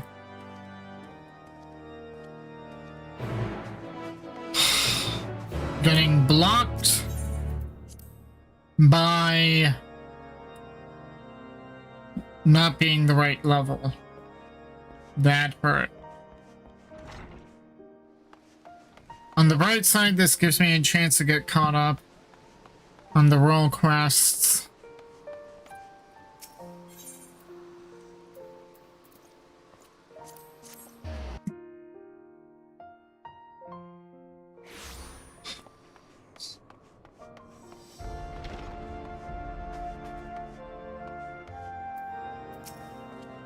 It seems His Grace has yet to arrive. Ah, Myrokos, full glad am I that you could join us. My lords, I am so sorry. I informed His Grace that you were making your way hither, but shortly before you arrived, he recalled that he had urgent business and had to leave the cathedral at once. He cannot have yet gone far, though, so if you wish to search for him in the hopes you can still steal a moment of his time, to grant us an audience only to depart with such haste, what business could be so pressing?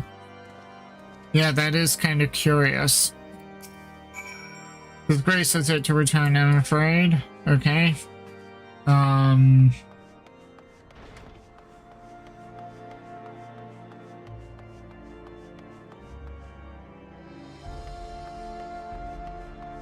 Well, there he is.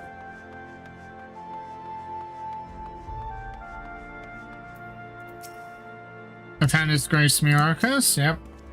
Well now, that even the savior of Ishgard should be here. Your Grace, perhaps 'tis simply our misunderstanding, but we were under the impression that you had granted us an audience.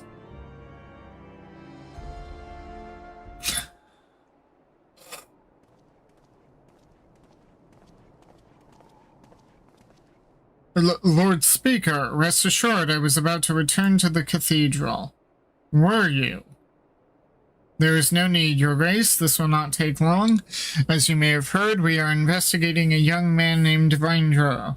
Is he known to you? No, I cannot say he is. With the exception of the former, Archimandrite, I am sure, I know no one by that name. But mine and the Archbishop's are known to many, yes? Perhaps this youth took inspiration from public services, over which he presided. Goodly soul that he is. Full glad am I that his faith was of comfort to him in sickness, and I pray to Helene that he will soon be found in good health. How did he know he was sick? Now then, if there was nothing else, I shall return to my duties. Uh-oh. Echo vision.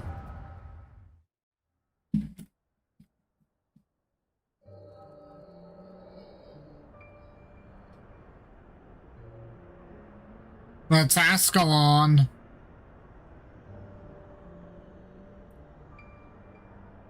Oh no, they were up to something. Fear not, Your Eminence. I shall carry on your legacy. Oh. So we're still dealing with the church and people in it who just want to go back to the way it was before. Lovely. We have completed the preparations as per your instructions, but are you certain this will work? It will. It must. Lord Amarok spoke the truth when he revealed the Archbishop sought primal powers to strengthen the people's faith. I could not bring myself to believe it, not at first, but in the course of cataloging His Eminence's personal articles, I came upon his journal.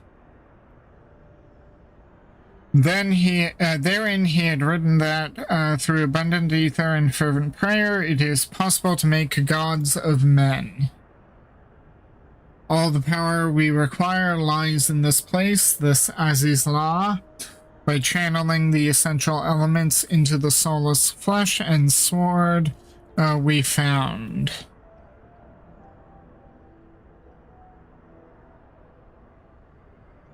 We shall summon forth King Thordan and his knights 12, and by his blessing Ishgard shall be restored to its former glory. Oh dear.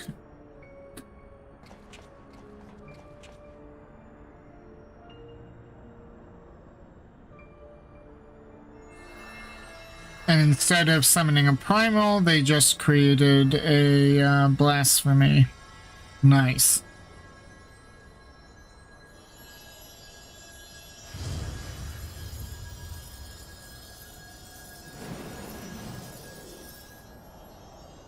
But wasn't La Habrea absorbed into the sword? So isn't it possible that La Habrea could be pulled out? What is this? Just an ordinary man, scarcely changed from before.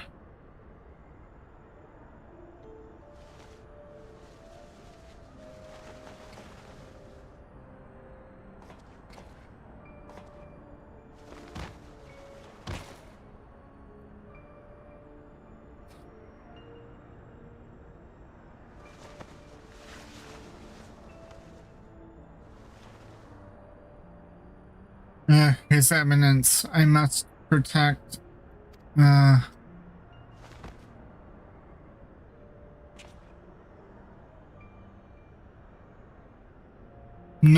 this isn't right. Confound it, perhaps I overlooked something. I must return to the Holy See and review the journal. Your Grace, what shall we do with this thing? Leave it. 'Tis a failure without use or value. The denizens of this place will deal with it soon enough. And yet it made it all the way back to Ishgard.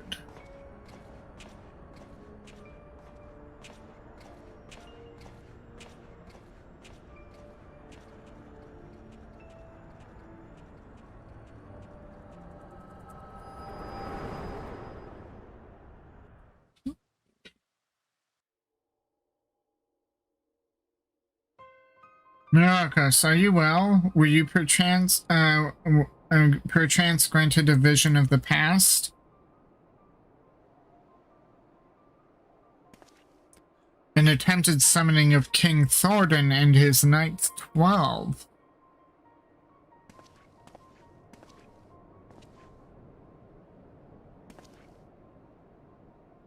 Your Grace, you should know full well that summoning is strictly forbidden.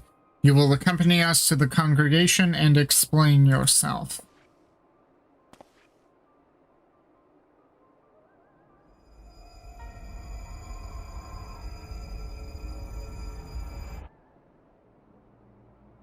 I have dedicated my life to the church, conducted my affairs in accordance with the scriptures, and whatnot, but you took it all from us, torn down everything that defined us. You cannot know how it feels to have your very existence rejected, to be forsaken by your community. Well, I deny you and this justice.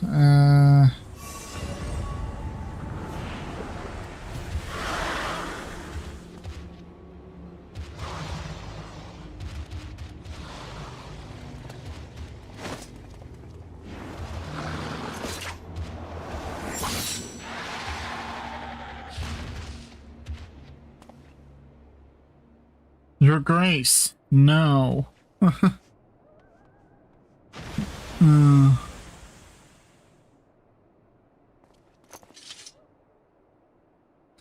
it should come to violence yet again. Would that your hand had not been forced, my lord.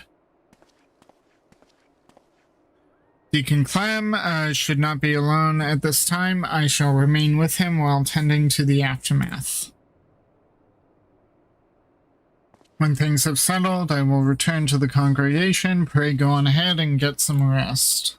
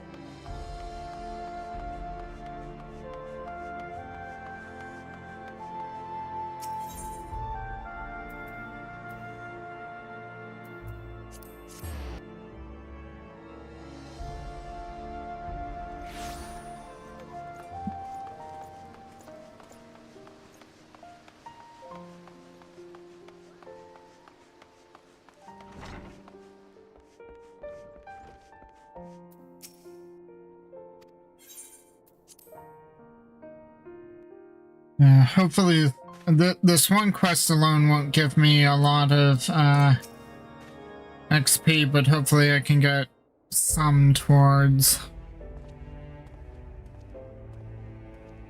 the next level. Otherwise I'll just have to do some MSQ. How fares the Deacon? Well enough, given the circumstances. Though understandably shaken, he is more determined than ever to help his fellows. Truly, he is possessed of a stout heart.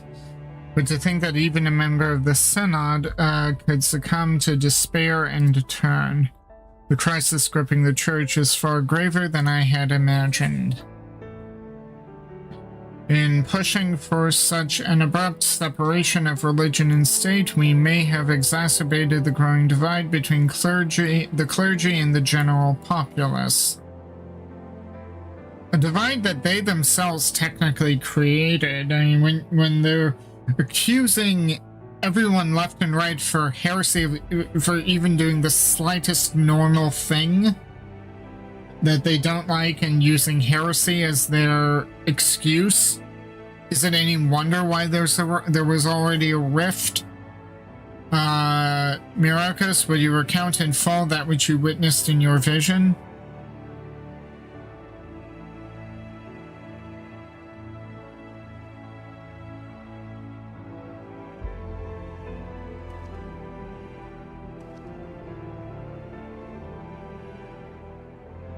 That he should seek to use one of Aleg's unholy abominations to create a primal. Yet that which manifested was not like the being you fought, but rather retained the form of a man, one driven by the desire to protect the Archbishop. We may safely assume that the bishop did not have sufficient ether. Bereft of Nidhogg's eye, the sword Ascalon no longer has such power. Nor does that of the One Triad remain to be harnessed thanks to your valorous intervention. Yes, that is true. But if the summoning failed, how did the clone come to possess life? And what purpose drives it? Lack of ether notwithstanding, the necessary components were present for a summoning. Perhaps the ritual itself was a success, and the vessel, though imperfect, arose as a champion of the Archbishop, yet how did he come to be in the Central Highlands? You believe that this clone and the man who became the blasphemy are one and the same? Nay, I merely speculate. Yet, considering what we know of the clone and Vindra, it would seem a likely possibility. Whatever the truth may be, it will not elude us forever, but first I must lay some groundwork for the next phase of our investigation. God's permitting, I will have news to share ere long, so pray look in on us when you can.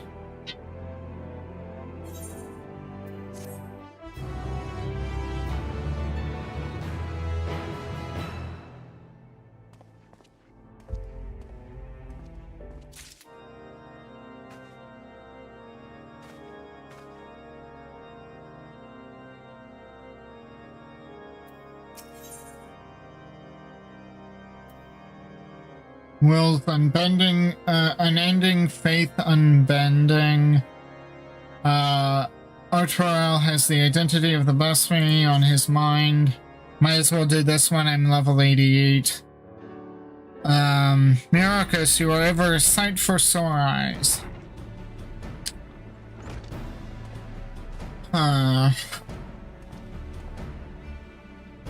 Ill tidings, my friends. I dispatched the Temple Knights to find the clergyman who aided the Bishop Vertenois summoning attempt. Regrettably, when confronted, all turned and had to be put down. Lovely. Without their accounts, how then to ascertain that the clone of Vindra are the same individual? Maintaining the assumption that they are, perhaps we should instead consider how Vindra came to be Vindra may have found his way to Kurthus. According to Myrokos' vision, he was abandoned in Azizah, but what did he do afterwards? Then there is but one way to ascertain the truth. We follow his trail. I shall go and search for the clone in Azizah. If he is still there, then we are dealing with a different individual. A splendid idea. We leave the floating continent in your capable hands. Meanwhile, Myrokos and I shall retrace Vindra's steps whence he first appeared. Upon being found in the Central Highlands, he was taken to Camp Dragonhead. Let us begin by making inquiries there.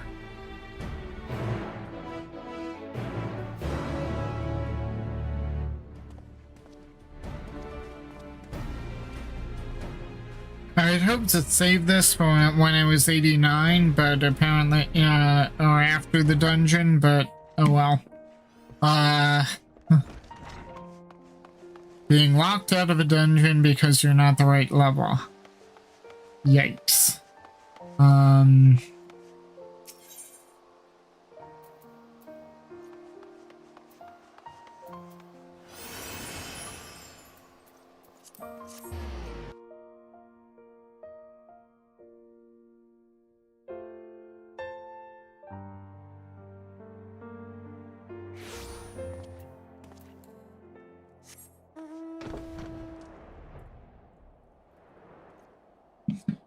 It has been nice while I've been playing, even off stream, to see more sprouts do the level 50 presented post ARR stuff, but as samurai, since they expanded the free trial. That was a nice thing.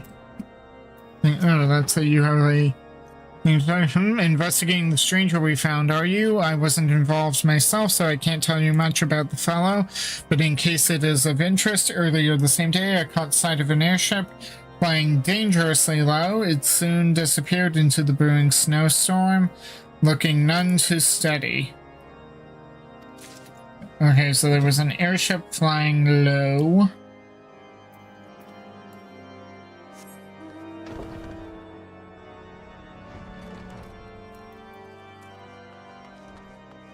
Oh, Neen, we haven't spoken to her in a while. Well, now, if it isn't the late Horshafong's dear friend, is there something you require?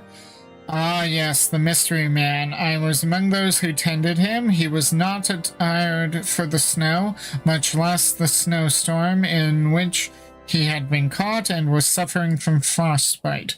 When people are extremely cold, they may mistakenly feel that they are warm and disrobed. That might explain his state of undress. Okay.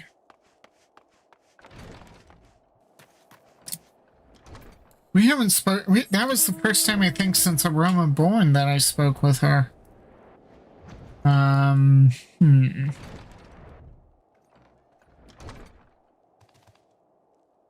there's Honora. Ah, 'tis ever an honor to receive you. What brings you to our humble camp this day? An injured man who was found in the wilds? Yes, I know the one. I was with the patrol that chanced into him north of here, at Providence Point. He was unconscious and in a bad way, and we hurriedly bore him back to camp. After doing what we could for him, we sent him on to the city.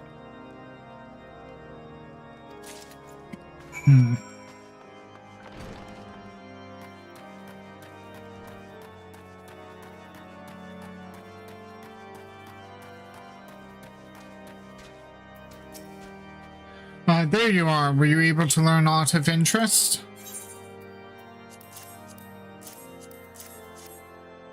A mysterious man found collapsed after an airship was seen flying low. Yes, the accounts I heard are consistent with yours. I, for one, am curious about the fate of the unknown airship. To that end, I have arranged for a pair of black chocobos for us, the more efficient to scour the area. We shall contain our search to Providence Point, where Vindro is said to have been found.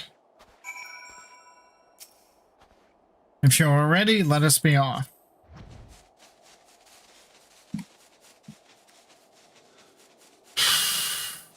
If this doesn't get me over to 89, then I may do a few of the roulettes that I may have just to get over.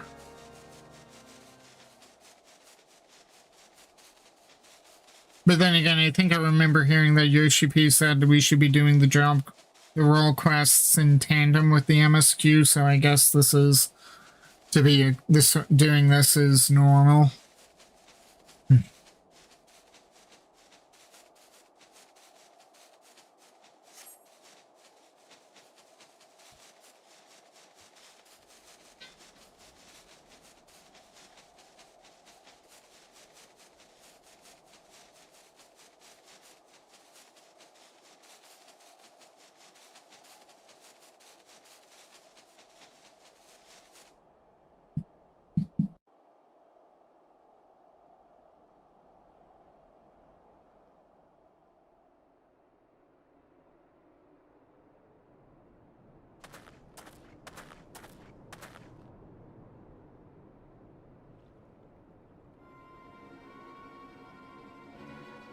Oh, there it is. Well, there it is.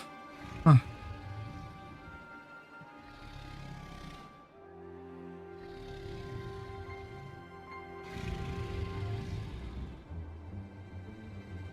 By the Fury. It's the blasphemy. Uh-oh. What now?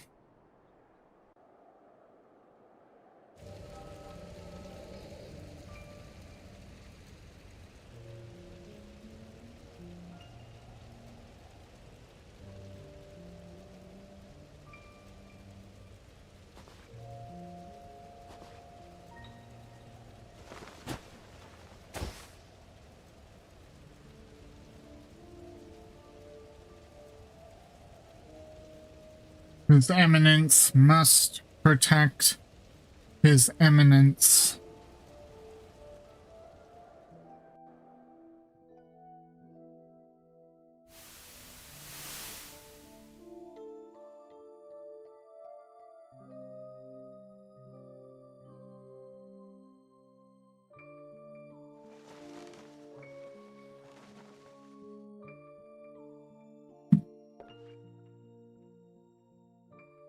Ah, you're finally awake. Halone be praised.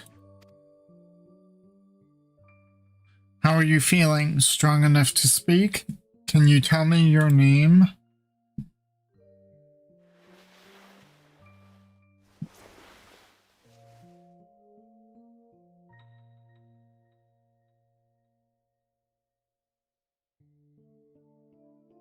My name is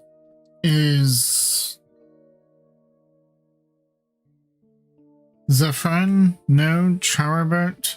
Or was it Velguin? Holocrane? So many names swirling in my mind and voices that reject them. Is there none they will accept?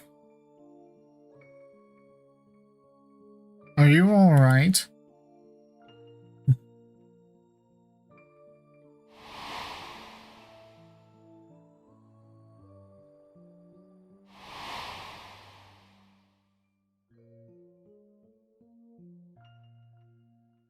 Vindro. My name is Vindro. Well now, that's the same as our infirmary. I dare say fate has guided you to us. So, Vindro, if you are feeling up to a little conversation, can you tell me about yourself? Anything else you remember? Anything at all?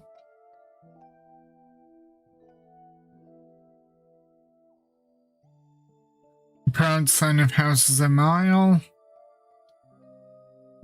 Nay, a devout servant of Halone who lives for the rush of battle, the pleasure of inflicting pain, the attentions of maidens, to fight beside my brothers in arms. A lowborn runt whose every effort went unrewarded, whose very name disqualified him from ever leading the Temple Knights, but His Eminence raised me up, granted me a place at his side. From that day forth, I pledged my sword to his service, pledged my very being. My life may be offered up in his defense of his. I am a knight of the Heavensward, sworn to protect and serve the Archbishop. Oh, you're a knight? Forgive me if that sounded rude, but I had no idea. And while I realize your memories may be a bit muddled, I'm afraid I must inform you that the Heavensward have not been seen in quite some time and are presumed dead. And the Archbishop, well, he is most certainly no longer of this world.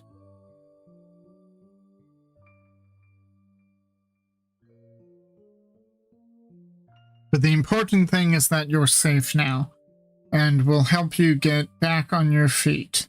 Speaking of which, let me bring you some food and water. You must be absolutely famished.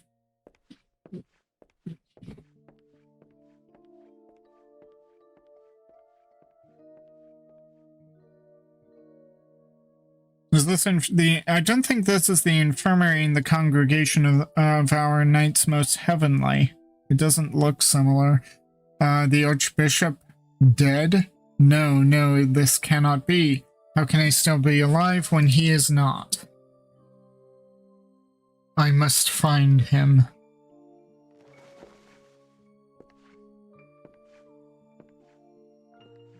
So this is how it ties into the cutscene with Arnville when he was in Ishgard.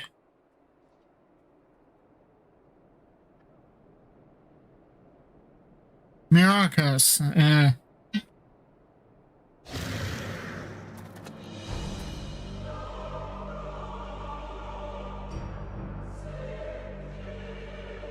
for the glory of King Thordan.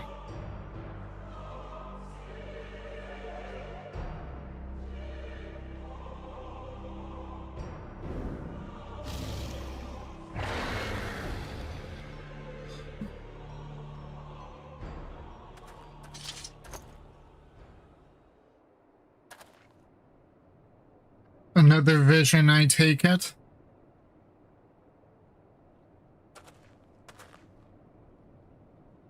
Let us make for Ishgard. I expect Lord Ortwarel will return soon, if he has not already, and we should both be glad to hear your tale.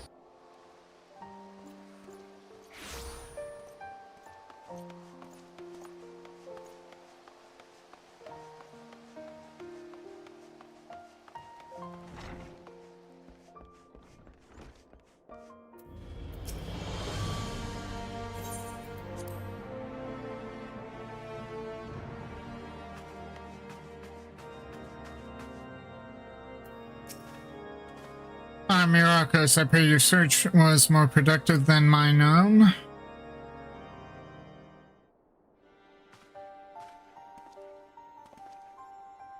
Everyone is here? Excellent. So were you able to find our clone in Azizla? Nay, not, but the discarded Ascalon remained. How fared you with your own efforts in the Central Highlands? In the course of retracing Vrindro's steps, we came upon the wreck of the Solio. I suspect he found the vessel abandoned in Azizla and tried to use it to return to Ishgard. But he crashed en route and was subsequently rescued by a patrol from Camp Dragonhead. So it would seem, and the Archbishop's airship was not the only thing we found. Profane Fafnir was there too. The creature chose to flee, but not before Myrokos had a vision of Vrindro's past. Go on, my friend, share with us what you witnessed.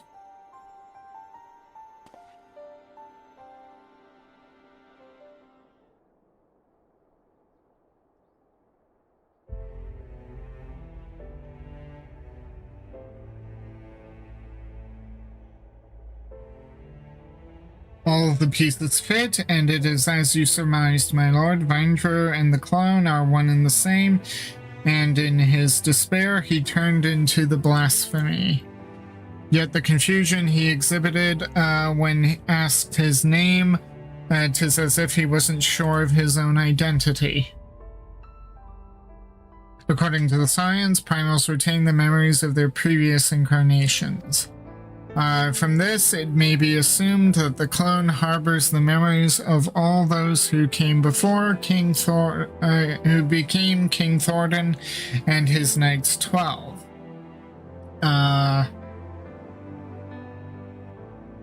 Though he struggled to reconcile these conflicting memories, he managed to settle on the name Vindra. The voices within were clearly in agreement when facing Myrokos, the mere sight of whom drove the blasphemy to flee. Above all, however, they share in the desire to protect the Archbishop. This desire was seared into Vindra's being, and when he learned that he no longer had a purpose, the Heavensward took up arms against us and Ishgard. By their hand were we robbed of one of our finest knights and a dear friend. Even so, I would not wish such a terrible fate upon them. The selfsame fate inflicted upon full many clergymen, and a fate I fear ordinary citizens will succumb to if we fail to act. The people will not soon forget the betrayal of our church's leadership, nor should they, but absent the comfort and stability once afforded to them by the institution, many have become lost and are all too vulnerable to despair. The people don't have to forget, but they need to move forward. The church can still be a source of comfort, but things need to change.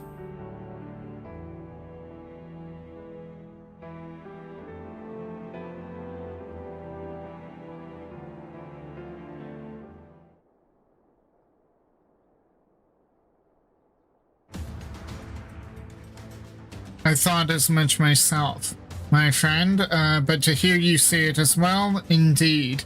When the ground upon which we stand crumbles, we must find the strength to move forward, even should it cause us pain to do so. Lord Artoral, at the next House session, I shall call for an ecumenical council to be held. My lord, such a gathering was reserved for our... Oh, you intend for the church to codify new doctrine. Since the separation of religion and state, we have refrained from interfering in church affairs, but if the church is to remain a part of Ishgardian society and continue serving the people, it must reconsider its role and formally address recent revelations. I would call for this council not as the Lord Speaker, but as a humble adherent of the faith. Long had I considered whether such measures were necessary, but lacked the courage to set them into motion. I now have it thanks to you.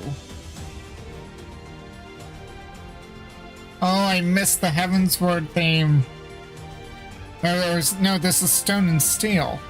Whatever, I've missed this music. It's such a good callback. I shall tend to the necessary preparations at once. Among other things, we must reach out to those of the clergy who are amenable to reform. I ask for your patience in the meantime. Ooh, 500... Oh, this will easily get me over. That hopefully will do it. Come on. Actually, no, it won't. Damn.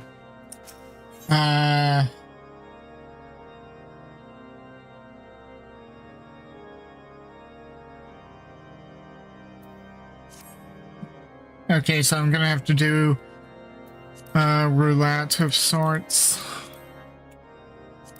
Already did trials.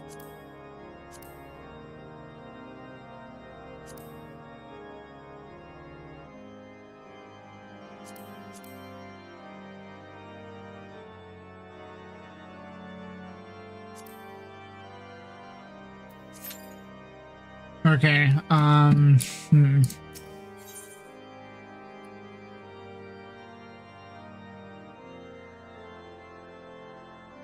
Yeah, I need 600,000 EXP. Even if I did level 89, it wouldn't do much, so I'm just doing this to get some more XP.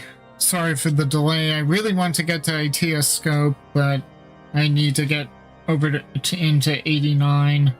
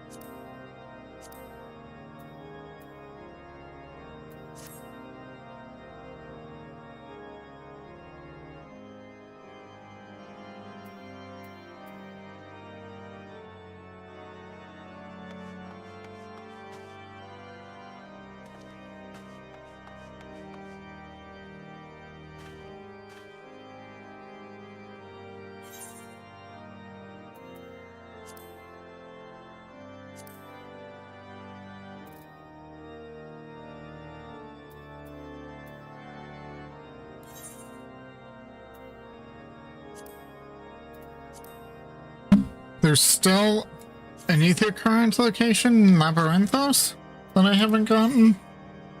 What? Well, I can at least go to Aporia then and try to look for that while I'm in queue.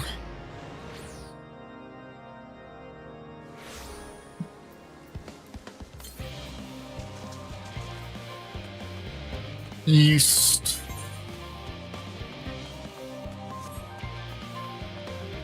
It's probably down where we were earlier, I'd guess.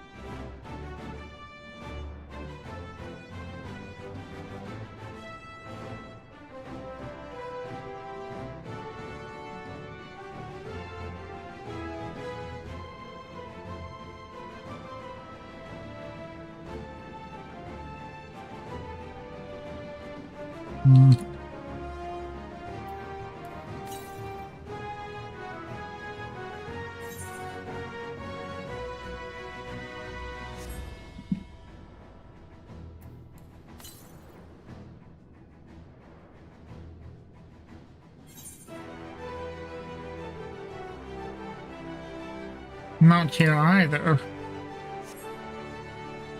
Okay, where the hell is this current?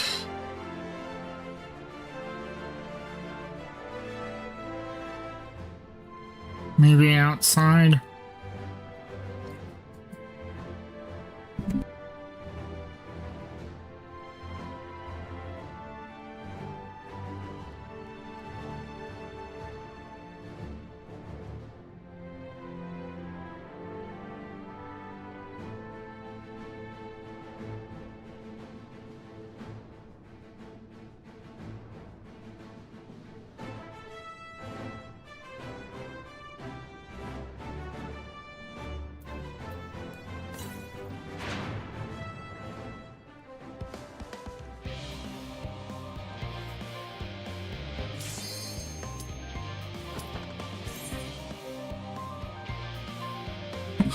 Well, the dungeon thing popped. Oh, great, it's Elmag. I haven't been here since MSQ.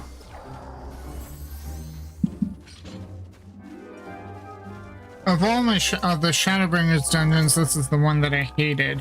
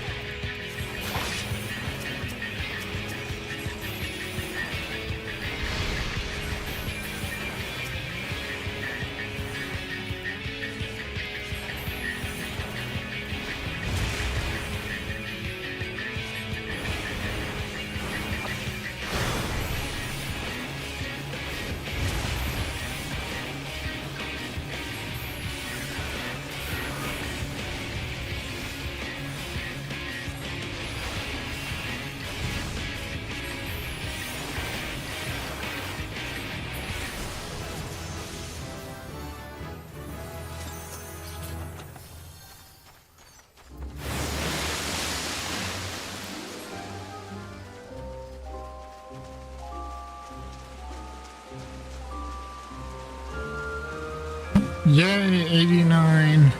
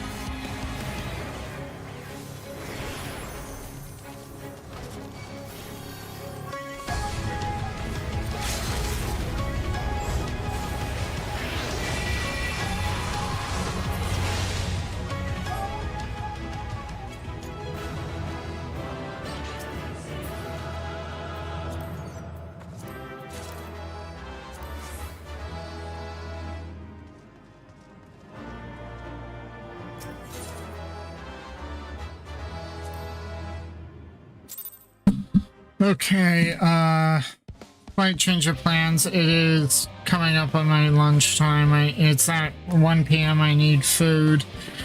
So instead of doing ITS scope, I have gone into 89. I'm probably going to get close to 90 with the next dungeon alone. After that. So I think what I'll do is I will